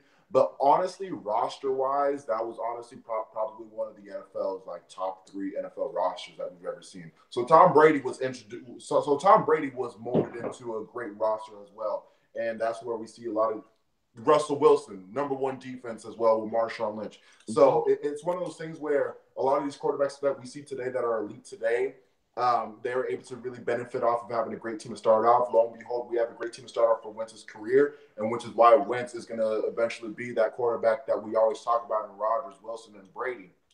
Now, speaking of Rodgers and Brady, Philly.500, this is the final year of the NFL. Who would you rather pick, Rodgers or Brady? I'll go with Tom Brady. Tom Brady. But Rodgers is the best quarterback, right? Oh, I think Brady's the greatest of all time. So I think he's the greatest of all time, meaning he's the greatest. So I have to play him. So yes, I would go with Tom Brady. If you say there's a 3-year window or 2-year window, I go with Rodgers. But I think I would go Brady. I would have to go Brady. Yeah. Okay. Rodgers is his skill set, his mobility, athlete Q. I don't know. That's fuck. I don't know. What do you think, Darius? I only brought this up because I like to see it as that kind of a situation here. Obviously, at a very lower magnitude of a Rodgers and Brady. It's one of those things where we do have a superior star one athlete in Carson Wentz, talent, skill-wise in Carson Wentz.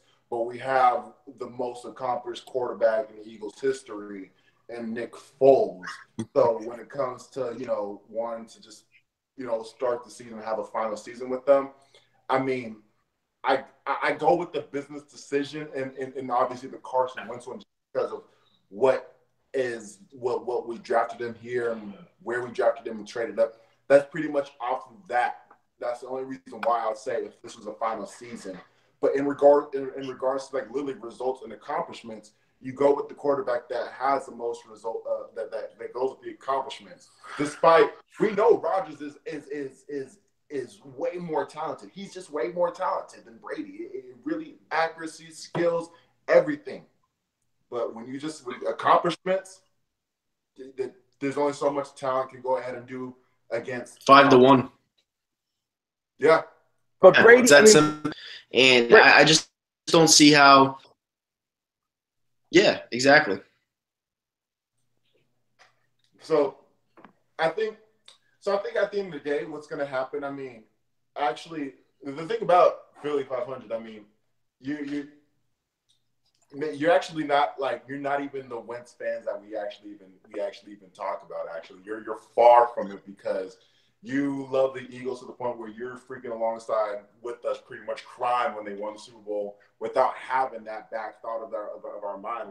It's one of those things where when we really so when we were really going after the fans about this whole Wentz Foles thing, the reason why we're going to praise Foles more than Wentz, and we're always going to till Wentz brings us that trophy, is just because it's always a what have you done for me now league, and that's why that's why you always see Cowboy fans always go back to the 90s because that was the last time their teams ever did anything for them, because their teams the past 22 years haven't done anything now for them, and I think that's going to be always the case. And this is going to be a case for everybody who has won a Super Bowl now that we can go ahead and do this. I mean, it's one of those things where we're going to always glorify the ones who brought them the most recent success to the city. And this is why, like, you know, you always see us praising. We're going to praise Foles more than Wentz, but you know, you understand that we're not trying to say that Foles is better than Wentz, because when people are saying, like, we go on Twitter, we're saying, I can't believe there's still a Wentz-Foles debate. And I'm like, dude, there is no debate. We know who the guy is. We know it's no questions asked. Like, we love Carson Wentz just as much, guys. Trust me. But we're on our honeymoon. We're now acknowledging Foles' greatness on what he's done for Philadelphia in such a short time without ever being the guy. He's never been the guy, and he's accomplished so much. And you could only think now is, what if there was in another dimension, there was a Philadelphia Eagles that actually invested in Foles and built the team around Foles and did not have a coach that was stubborn like Chip Kelly, who wasn't as creative. Like, you know, but at the same time, as much as I don't like Chip Kelly, I got to give Chip Kelly a lot of credit, because that he sort of, even though he didn't probably think that he would, but he pretty much molded an offense that only Foles can go ahead and work. Doug Peterson took that offense and also put in his creativity in there, and we had such a phenomenal performance from Nick Foles. And yeah, and so at the end of the day, to everybody on Twitter, reason why we're like this, guys, because we just know at the end of the day what was to become of this team. It was just too good, and this was not a knock against Carson Wentz. We knew this team was going to be good coming into this year, and you know, for the ones that gave up, all right. And I think it's pretty low and corny when fans ever go into in-game tweets. There's a difference between when you're digging into somebody during the game. Like, how are you going to go after an Eagles fan, what he says during the game? We're Eagles fans. We're watching the game. You know how emotional we are. Philly.500, I've seen your live streams. I know how emotional you get during these games as well, all right? Yeah, I lose my mind. Exactly. We say the worst things during the game. And so if you're like, you know, you're digging into these tweets that I might say about how Doug Peterson is sorry right now. Doug Peterson is awful because he's having such a bad game coaching so far. I told my wife to sweep the floor. I said, get the dustpan, get the broom, and sweep. That didn't work out too good, though, after. No.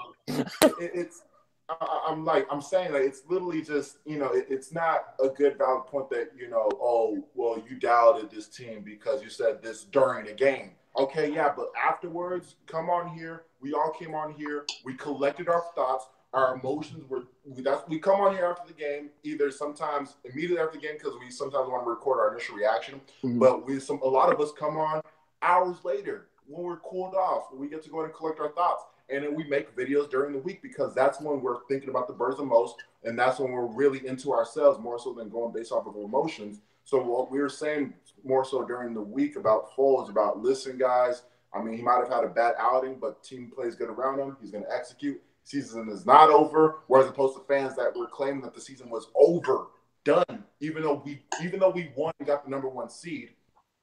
I was celebrating that. I know Foles had a bad outing, but maybe there was a thought where we were playing the Raiders and Cowboys, so maybe let's not show our true playbook against those kind of teams, because regardless, if we needed to win just one more game to get home field advantage, we could do vanilla preseason play calling and still win a game against those kind of teams. That thought started looming in the back of my head. I'm like, you know what? We're probably not even going all out against these kind of teams. So we're just playing very basic vanilla offense that teams could go ahead and play a great defense against. And but not Foles, but a lot of fans, they really put the stamp on the season. That was it. And that's why we think that, you know what, it's not fair that, you know, one bad outing from Foles, you put that on him. And then, well, you gave up on the season, and then now when he wins your Super Bowl, you're going to go ahead and not give him any credit because it's now, oh, it's a team game, it's Doug Peterson, and Foles is the third person that you give credit to. Nah, screw you, dude. Foles should be the first one you go ahead and credit to because he was the reason why you said that the season was over. Well, he saved the season, so he should be the reason why he should be on top of your list when it comes to praising this 2017 team. That's all I got to say about that. That's all I got to say. Yes, sir. I understand what you guys are saying. I get where you guys are coming from. I do. You know, and in my video, like I did the other day, you know, I have to have fun. I have to play it up a little bit. It's fun. But, I mean, at the end of the day, Foles deserves the credit for winning a Super Bowl. You know, definitely. But any day of the week, I'm putting Carson there, baby. Give me my man Carson. Any day. I have no fear about him in a big game, in a big situation or the moment. I know that this guy, when I watch him, the first time I heard him talk, I said to my brother, I texted my brother, I was like, this kid's got the it. And that was before I knew we would even get him. I knew he was going to be a star. Mm-hmm. You know what? I'll do this. I'll actually do this thing because I don't mind. I actually still got to make my Aguilar Crow. Because I'm not doubting Wentz. No, I guess you could say yes, I'm a doubt because I'm not as highly as confident. But because I just did not like what I saw against the tougher defenses that I've seen, you know, against the Chiefs wise, or even or obviously Seattle. And Carolina, the numbers look great, but you know, he just pretty much took advantage of a very short field, and I wasn't seeing a quarterback just taking over the game and just driving 75 yards down the field, and Carolina was just like, oh, there's no way we can stop Wentz. It was, well, we got to turn over. Wentz was like, oh, great, let's go ahead and capitalize, and he was able to go ahead and do it. Great on his behalf. But there's going to be games, who knows, we're not going to be able to go ahead and get that turnover backed up against their own territory where, oh, he's going to have to come in and only go down 15 yards. We're not always going to go ahead and get that. So I'm going to go ahead and say this, that I will literally come on here, all right, and crow to you, Philly.500, if he does this, you know, the Jacksonville, even Atlanta, because Atlanta is actually a tough defense with Dan Quinn. That Seattle defense he brought over. Atlanta's a pretty good defense. Jacksonville, Atlanta. Houston was a bit iffy. Houston got into a couple of shootouts, but I think that's because their offense couldn't do nothing when Deshaun Watson got out there, so defense got tired. So I'm gonna say Houston, and then was it Minnesota, right? Yeah. Atlanta, Minnesota, Houston, and Jacksonville. Yeah. If I could see some type of Carson Wentz game like I saw. This is crazy. Like what he did against the Rams defense or Cardinals defense, I will do it. I will do it for you. I will do that for you. Okay? Well, I gotta enhance this even more somehow. We got to get him to crow something. Just crow. You're saying that you don't think Carson like you don't think he's ever beaten a good defense? No, he has. No, he did. He did beat a good defense. I think the stats could be definitely manipulated against that Carolina game, but trust me, I'm not going to go off of that game and say Carson Wentz really took over that game.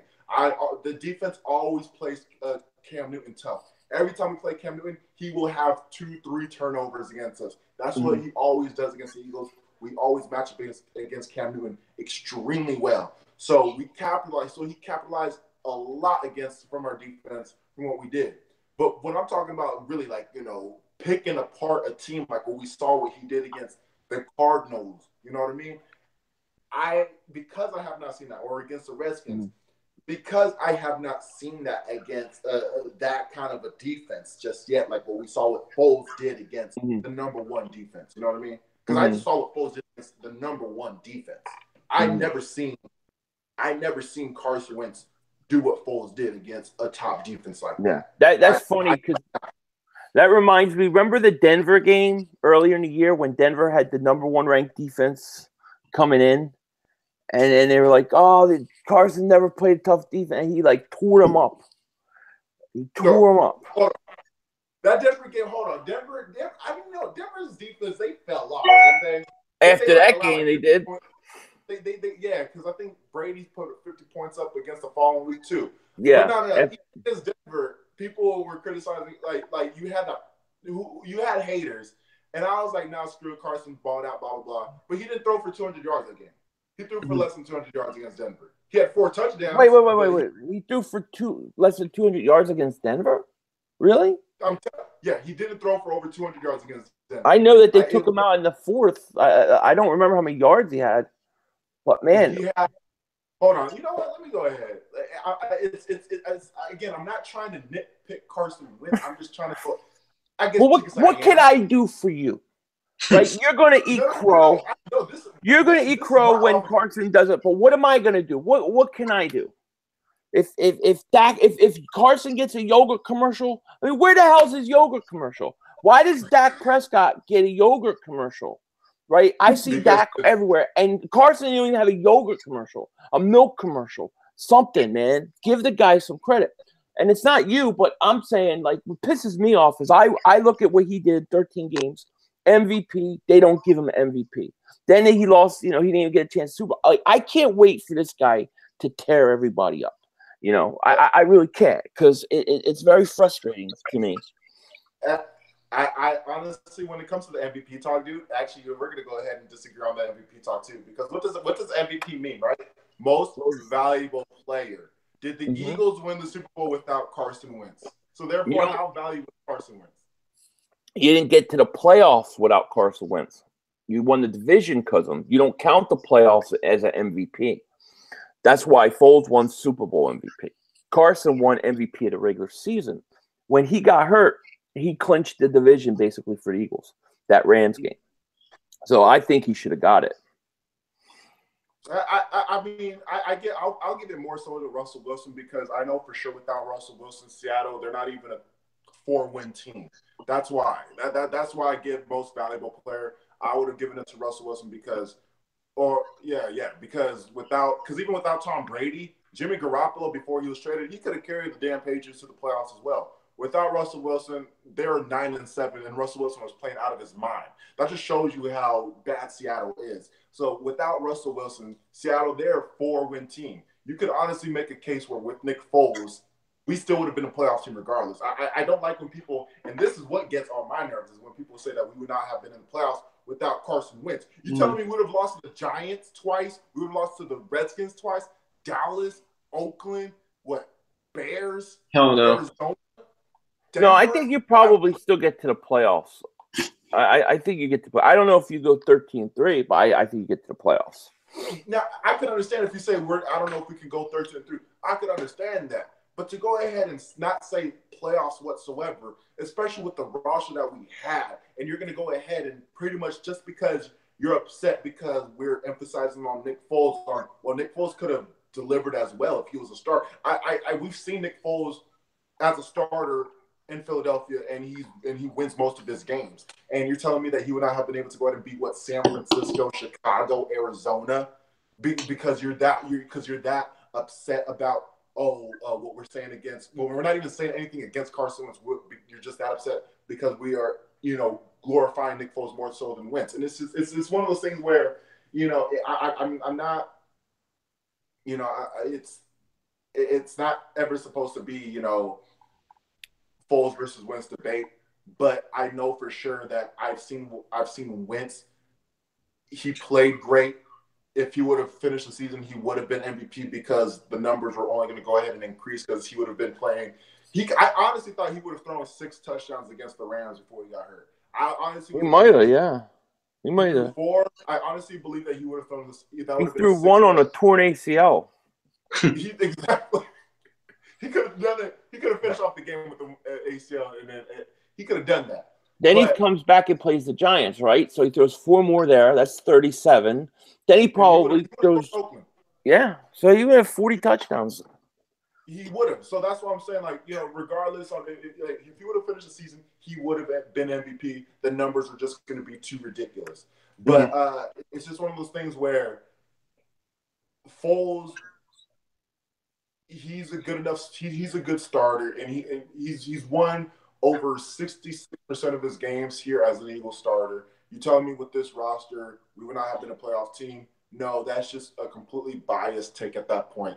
And I'm not, again, when it comes to me doubting Wentz, I know what Wentz could go ahead and do. We're always going to be a playoff team with Wentz. I think from here on out, we're always going to make the playoffs with Wentz. We are always going to, unless Wentz gets hurt and we don't have a backup quarterback quality in Nick Foles. That would be the only way. Let me ask you guys a question. Do you think that Carson Wentz's ceiling is a Hall of Fame player? Yeah. And do you think Nick Foles' ceiling is a Hall of Fame player? Ooh. I'll let you go first, Darius. Foles' ceiling. Well, shit, his jersey's already in the Hall of Fame. Yeah. You think that? Okay, honestly, and this is not matching their talent because everybody's on a Hall of Fame, like that plays in the same position that are completely different. Because it's hard because they're completely. It's like comparing, like, for a running back position, you're going to compare LaShawn McCoy to Jerome Bettis. You know, Jerome Bettis is a Hall of Famer. Shady McCoy is going to be a Hall of Famer, but they're completely different style of running backs. One's a bulldozing, bruising back. Shady is nothing but skill and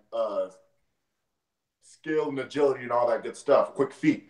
So that's why. So it's not. So still not on the talent aspect of who's better talent wise. I just think that if a team in a good system would give Foles the actual chance and really invest in him being the true franchise quarterback instead of looking for an opportunity to go ahead and boot him out of Philly like what Chip did, or obviously where he's in a situation where he has no choice but to be a backup because we already have a franchise quarterback in Wentz.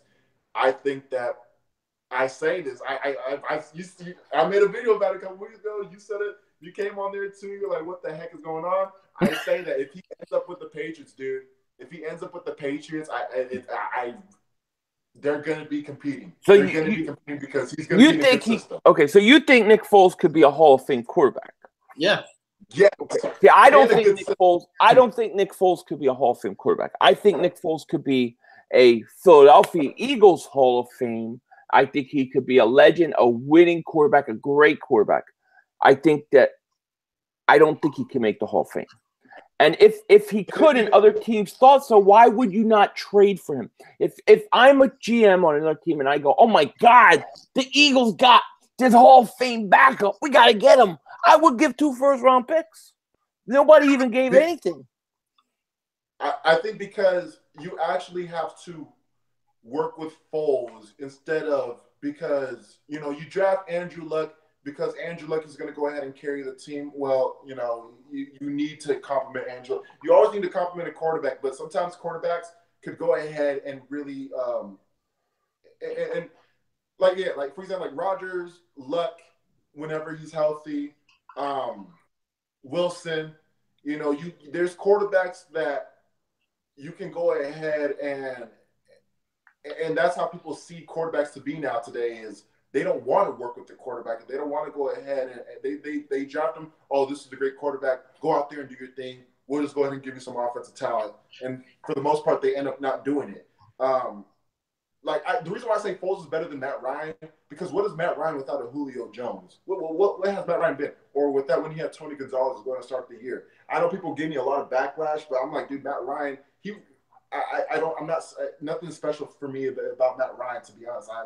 I don't see nothing that spectacular that's going to go ahead and blow me through the roof, which is why when I said initially when Wentz got hurt, I said I'd rather have Foles more than a half elite quarterback, including Matt Ryan. People gave me a lot of backlash, and I'm like, well, guess what, dude?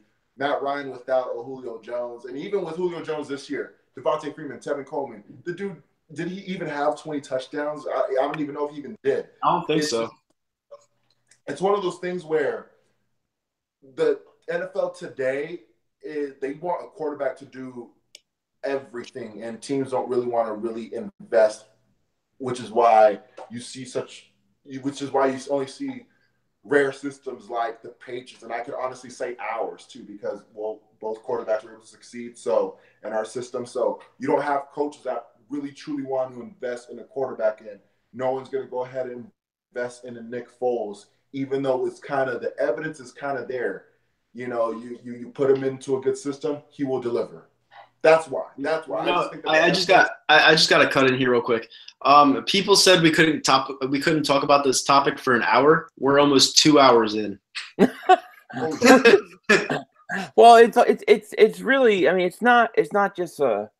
There's a lot to it. You know what I mean? There's a lot to it, and there's a lot of aspects to look at it. Me, if I'm a GM of a team, and I see Nick Foles as a guy who could win a Super Bowl, and he did do that, but if I think he has the ceiling of a Hall of Fame quarterback, I'm going to invest a lot of time. I'm going to develop him, because when you get a guy that is that good, you're probably going to win a lot of Super Bowls. Yeah. So I mean, listen, it's a good debate. I mean, but honestly, in my opinion, and this won't change, even when Wentz wins one, it won't be the same. I'm sorry, you won't give me the feeling of the same Super Bowl victory, and that made me cry, hit my head on the floor, make me look up at the bouncer. You just will not duplicate that. Like, I hope we win 10 more in the next 10 years, but I don't know. The first one was it was magnificent. It was That's true. I can see that. So, hold on, Mitchell. Is Foles a Hall of Famer to you? Can he be a Hall of Famer to you? I mean, hey, if Eli Manning's a Hall of Famer, Foles is a Hall of Famer too. Oh, that's just what I see with that. Actually, you know what? Let's actually make this a little bit more interesting. Philly.500. I love it. What? I'm in. In 2001, let's say if Wentz was Bledsoe and Brady comes in and did that, what would they have done? Would they have went to Wentz? Quarterback. Okay. So let's, hold on. Wait, hold on. Okay, so wait. Wentz is Bledsoe, right? No, yeah. Wentz was doing what he was doing this year. Let's just say that. Let's just say that Wentz this year was in Bledsoe's shoes, but obviously Bledsoe got hurt like what Wentz did, and so Brady came in. Okay. What would you have think that what they would have done back in the day, and they know that Wentz is that guy. Bledsoe was older though than Brady. He was a lot older than Brady at the time. Well, no, exactly. Which is why it was easier to go ahead and move on, because we knew that Bledsoe's older, he's pretty much done. But I'm just saying, that Wentz was Wentz right now, but in 2001, but he got hurt. Foles took over. No, and Brady was the one that took over. I mean, Brady. That's a fuck of a question. I'd probably go back to Wentz. I would go back to my franchise quarterback. I probably, if I'm being honest about it, I would go back to my franchise quarterback.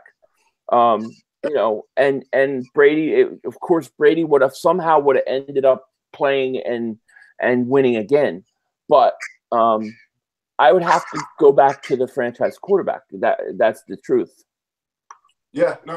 Honestly, I believe a lot of people realistically would go back to that logic as well, because I mean, Brady himself that year didn't even have a great year. He didn't even blow the league like that out of that year. As a matter of fact, Patriots they held the Rams, what was the greatest show on turf, to like 17 points in the Super Bowl. Yeah. So it's one of those things where it was really less Brady, more Vinatieri game-winning field goal. And the tuck rule. Let's not forget that he fumbled the ball.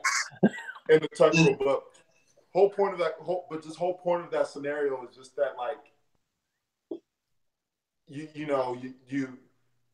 they went along with Brady, which is rightfully so, because Bledsoe was done, and it's crazy how that ended up turning out, because they went along and they invested in Brady, and that's where, who knows where it could have happened with Foles, because we seen it's not like the Super Bowl and the NFC Championship game was the only good performance that we've seen. 7 touchdowns. Even that Washington game back in remember, I think it was in 2014. He had that was one of the best Nick Foles games. One of my top Nick Foles games was that Washington game. Mm-hmm. And so I just think that I've seen a lot of flashes. Like, there's a lot of things under this guy's resume to the point where there's always going to be a what if. What if? You saw where the Patriots took a chance on a goofy, tall, left-footed quarterback, and look where that ended up being, because that quarterback, all Brady did at the time was just win. all Foles has done so far has just been able to go ahead and win. But we're never going to go ahead and see that opportunity. And he's not Brady. I think Brady was a perfect fit for New England. That's why he never left, and he was never going to leave regardless after winning 3 Super Bowls at that time.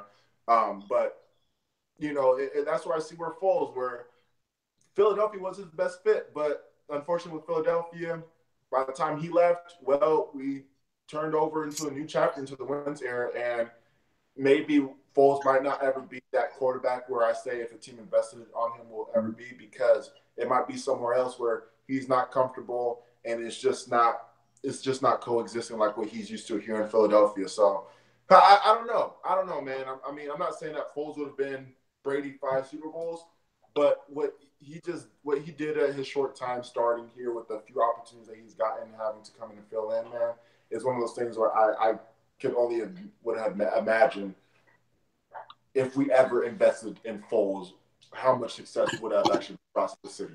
I think we're going to get to see with Foles, because Foles is going to end up next year at the very, the latest, playing and starting on a team. We're going to get to see Foles go somewhere and see what he can do. Hell, there's a chance. It's not impossible that Wentz comes back and the Eagles steal Foles at some point during the trade deadline, too. I mean, it's not impossible, but I do think we're going to get to see Foles go somewhere and play. I think Arizona Cardinals blew it. I think they should have made a big push. That was his destination, man. That I agree, bro. Yeah. I got to ask you another one, and this is going to be a really, really good one. And probably my last controversial question I'm going to ask. Is it about yogurt? Yogurt's bad for you. Wentz goes back down week 8. Done. Foles does it again for us. What do you think? Okay. And Foles does it again? Yes. Then I think you have a legitimate controversy. I would say then we got a problem, because Wentz is always hurt. That would be 2 years in a row he goes down, and then Foles comes in. Nah, it'll be like Foles got us 2, but Wentz is still the guy. No, I think at that point you would have a controversy. What about you, Nitro? I think Nitro's going to be probably. If he wins us if he wins us 2 Super Bowls after we had 0 since 1960, well, never. I mean, Wentz would what? All right, fuck. All right, so Wentz. All right, shit, you got me in this one. Damn it. All right, it would be. It's a tough one, because if Wentz goes down again, I don't think the Eagles are going to trust him at that point, so they'll probably keep Nick Foles. But the problem with that is, if Wentz stays healthy for the rest of his career from that point, he could end up on New England. Yeah. So that is a question that I hate answering, so I hate you.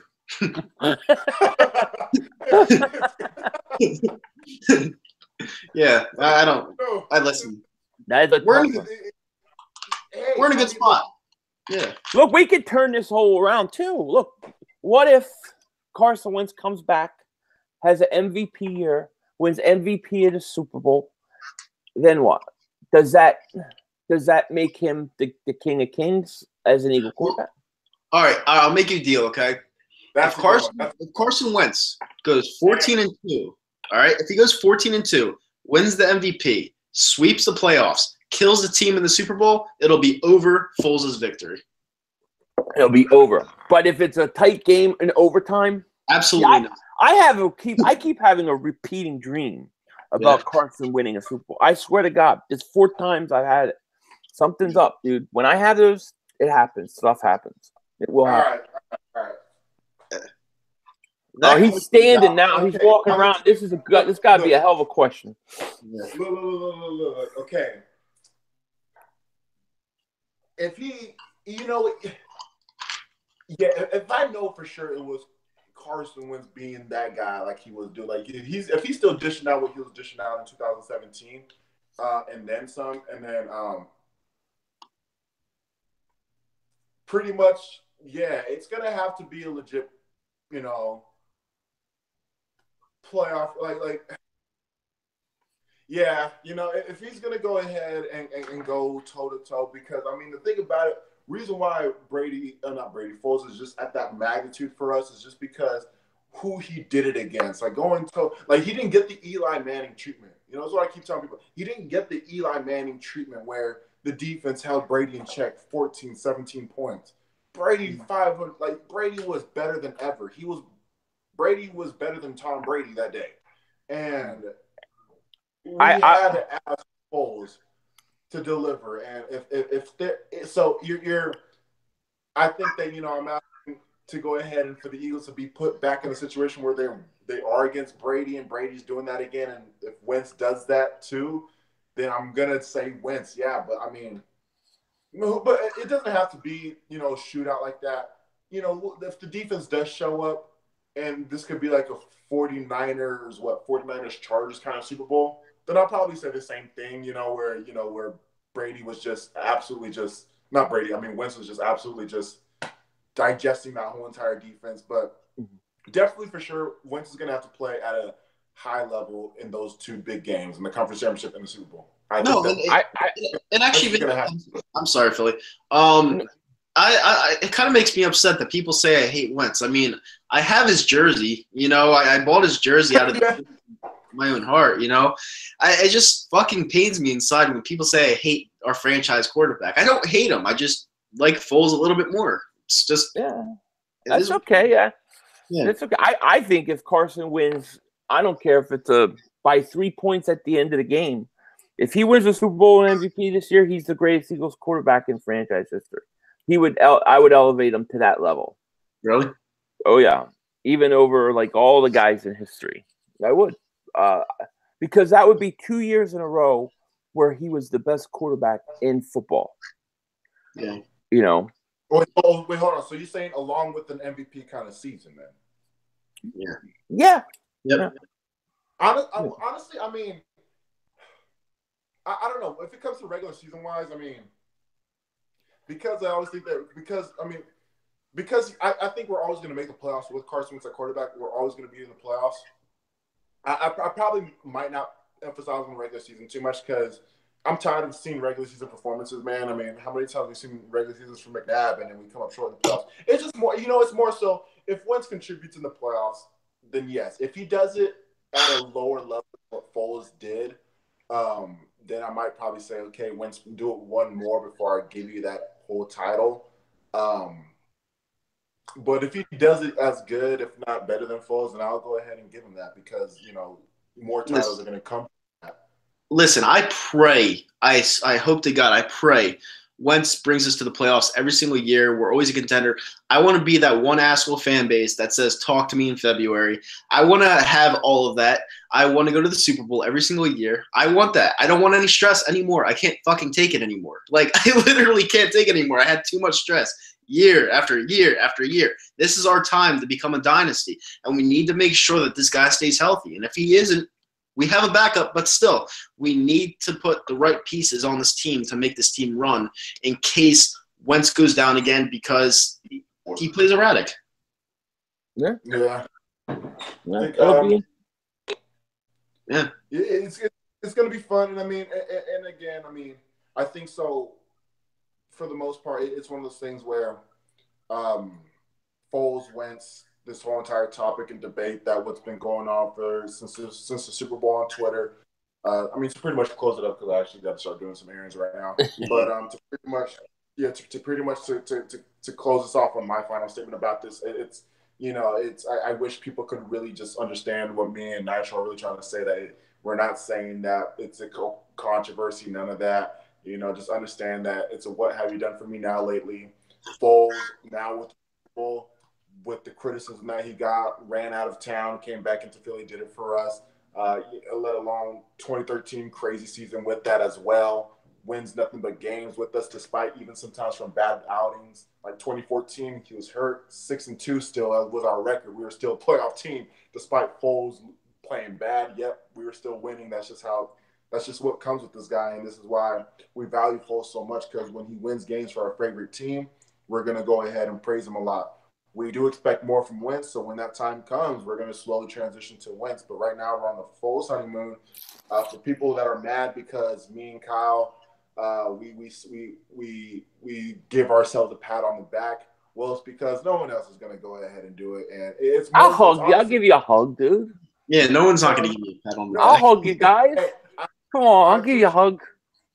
No, I appreciate it. I appreciate that. And this is what I told him. This is what I told Nitro on through Facebook Messenger. You know, we're not. You already know people play favoritism, especially in the fan base. And the reason why, you know, we're so special, us three of us, and then some Desert Eagle, Eagle Speed, and so on and so forth. People that come on here and bring us our own personal Eagles content. So we build a certain following. So yes, competition does actually sort of increase, and we know who. And because YouTube, Twitter, Instagram, or whatever, it's all the form of the same social media. So we're all social media personalities when it comes to the Eagles, and the fact that the favoritism that everybody loves to go to, especially on Twitter, the favorite ones on Twitter, when they tucked their tail in and they were not as high, we're all both, we're like, they might not have said the season was over, but because that they were not all high and mighty, and I get it, but to go ahead and not pump up the fans because they turn to us to go ahead and look for that motivation. I packaged up a Foles compilation saying, hey guys, during the week when after the Wentz ACL injury, I put out a video about all of Foles' great throws during his career. I'm like, guys, look at this. If we could put this team around him, he could deliver for us. You know what I mean? So we're out here motivating the fans to get back on track, while the favorite ones, they tucked the tail in and was just like, we'll see how it goes, blah, blah, blah, blah, blah. Yeah, after the Dallas game, there's this one guy that tweeted to me, I hope Foles breaks his leg. Yeah, exactly. He was like, what? Exactly. The backlash on Foles is just through the roof. And so the fact that, you know, now that he actually delivered is just one of those things where, where's your crow? Where's your crow? And maybe, you know, instead of playing favoritism, you can start being a little bit more optimistic and looking at fans that come on here and try to give and try to spread the positive word. I mean, yes, reason why me and Kyle really emphasize it because we spoke more on behalf of Foles, but on your behalf of Philly.500, where you're saying, hey, we're still on here. You're coming on here saying, guys, the season's not over. We're still going ahead and come on here and do it. You know, it's one of those things where you deserve the attention. You deserve the pat on the back, which you have been actually getting. It's been pretty good for you. But it's one of those things where the ones out there on what we see daily, that we argue with daily, because they weren't the ones that do it, because they're the ones that are supposed to put out content as well. Not necessarily camming up, but, you know, you tweet out certain things to go ahead and say. You're tweeting out your own personal content about the Eagles out there. And the fact that they're bigger on Twitter than what they're going to be bigger on here or whatever, they weren't the ones that were actually putting up what all three of us were putting up on here. The fact that they weren't able to go ahead and do it. And so we come back on here and we're saying, well, we told you so. Mm-hmm. They're upset. They're jealous. They're bitter about it. And that's why it's going to be an ongoing thing. And they manipulate the situation to think that we're saying it's a quarterback controversy. It's Foles versus Wentz. Never was that. They're just jealous. Get over it. Y'all should have been in the game like us. Y'all should have been ahead of the game like us. And that's my final statement. Awesome. I love it. No, and I got to give a special shout out Tom Moresco on Twitter. He, every single day, like, I always worship Foles because obviously he was the first one to win the Super Bowl for the Philadelphia Eagles in the franchise's history. I always bring it up, and he gets so bitter because, you know, I was right the whole time, and he tries to find things where I was wrong. And I said he played like shit after Oakland, and he tries to bring that up all the time. Well, who said he was gonna play miraculous? Like, who liked how he played against Oakland? You know what I'm saying? Like, who did? Nobody did. And then, like, every day he's like, Wentz is the franchise quarterback. You love Foles so much. Yes, I love Nick Foles. Like, get over it, bro. But I like Tom. I don't hate you. You're a cool dude. Just get your shit together, man. He's taking personal shots. Low-key, I'm low-key on this with him now. I'm shaky with him because if you're gonna take personal shots about me being a fan because I'm all the way out here in California, and I've been these past 2 NFL seasons, I've been to more Eagles games than you have your whole entire life. So, okay, congratulations. You lived out there your whole entire life, man. I've been out in California since like 2002, dude. I've been out here the majority of my life, and it's one of those things where I'm like, if you're going to go ahead and start taking shots at my fandom, then it's a little bit personal. So I'm a bit shaky with him. I'll probably come around whenever I see him again. You guys just gotta fight. You gotta fight.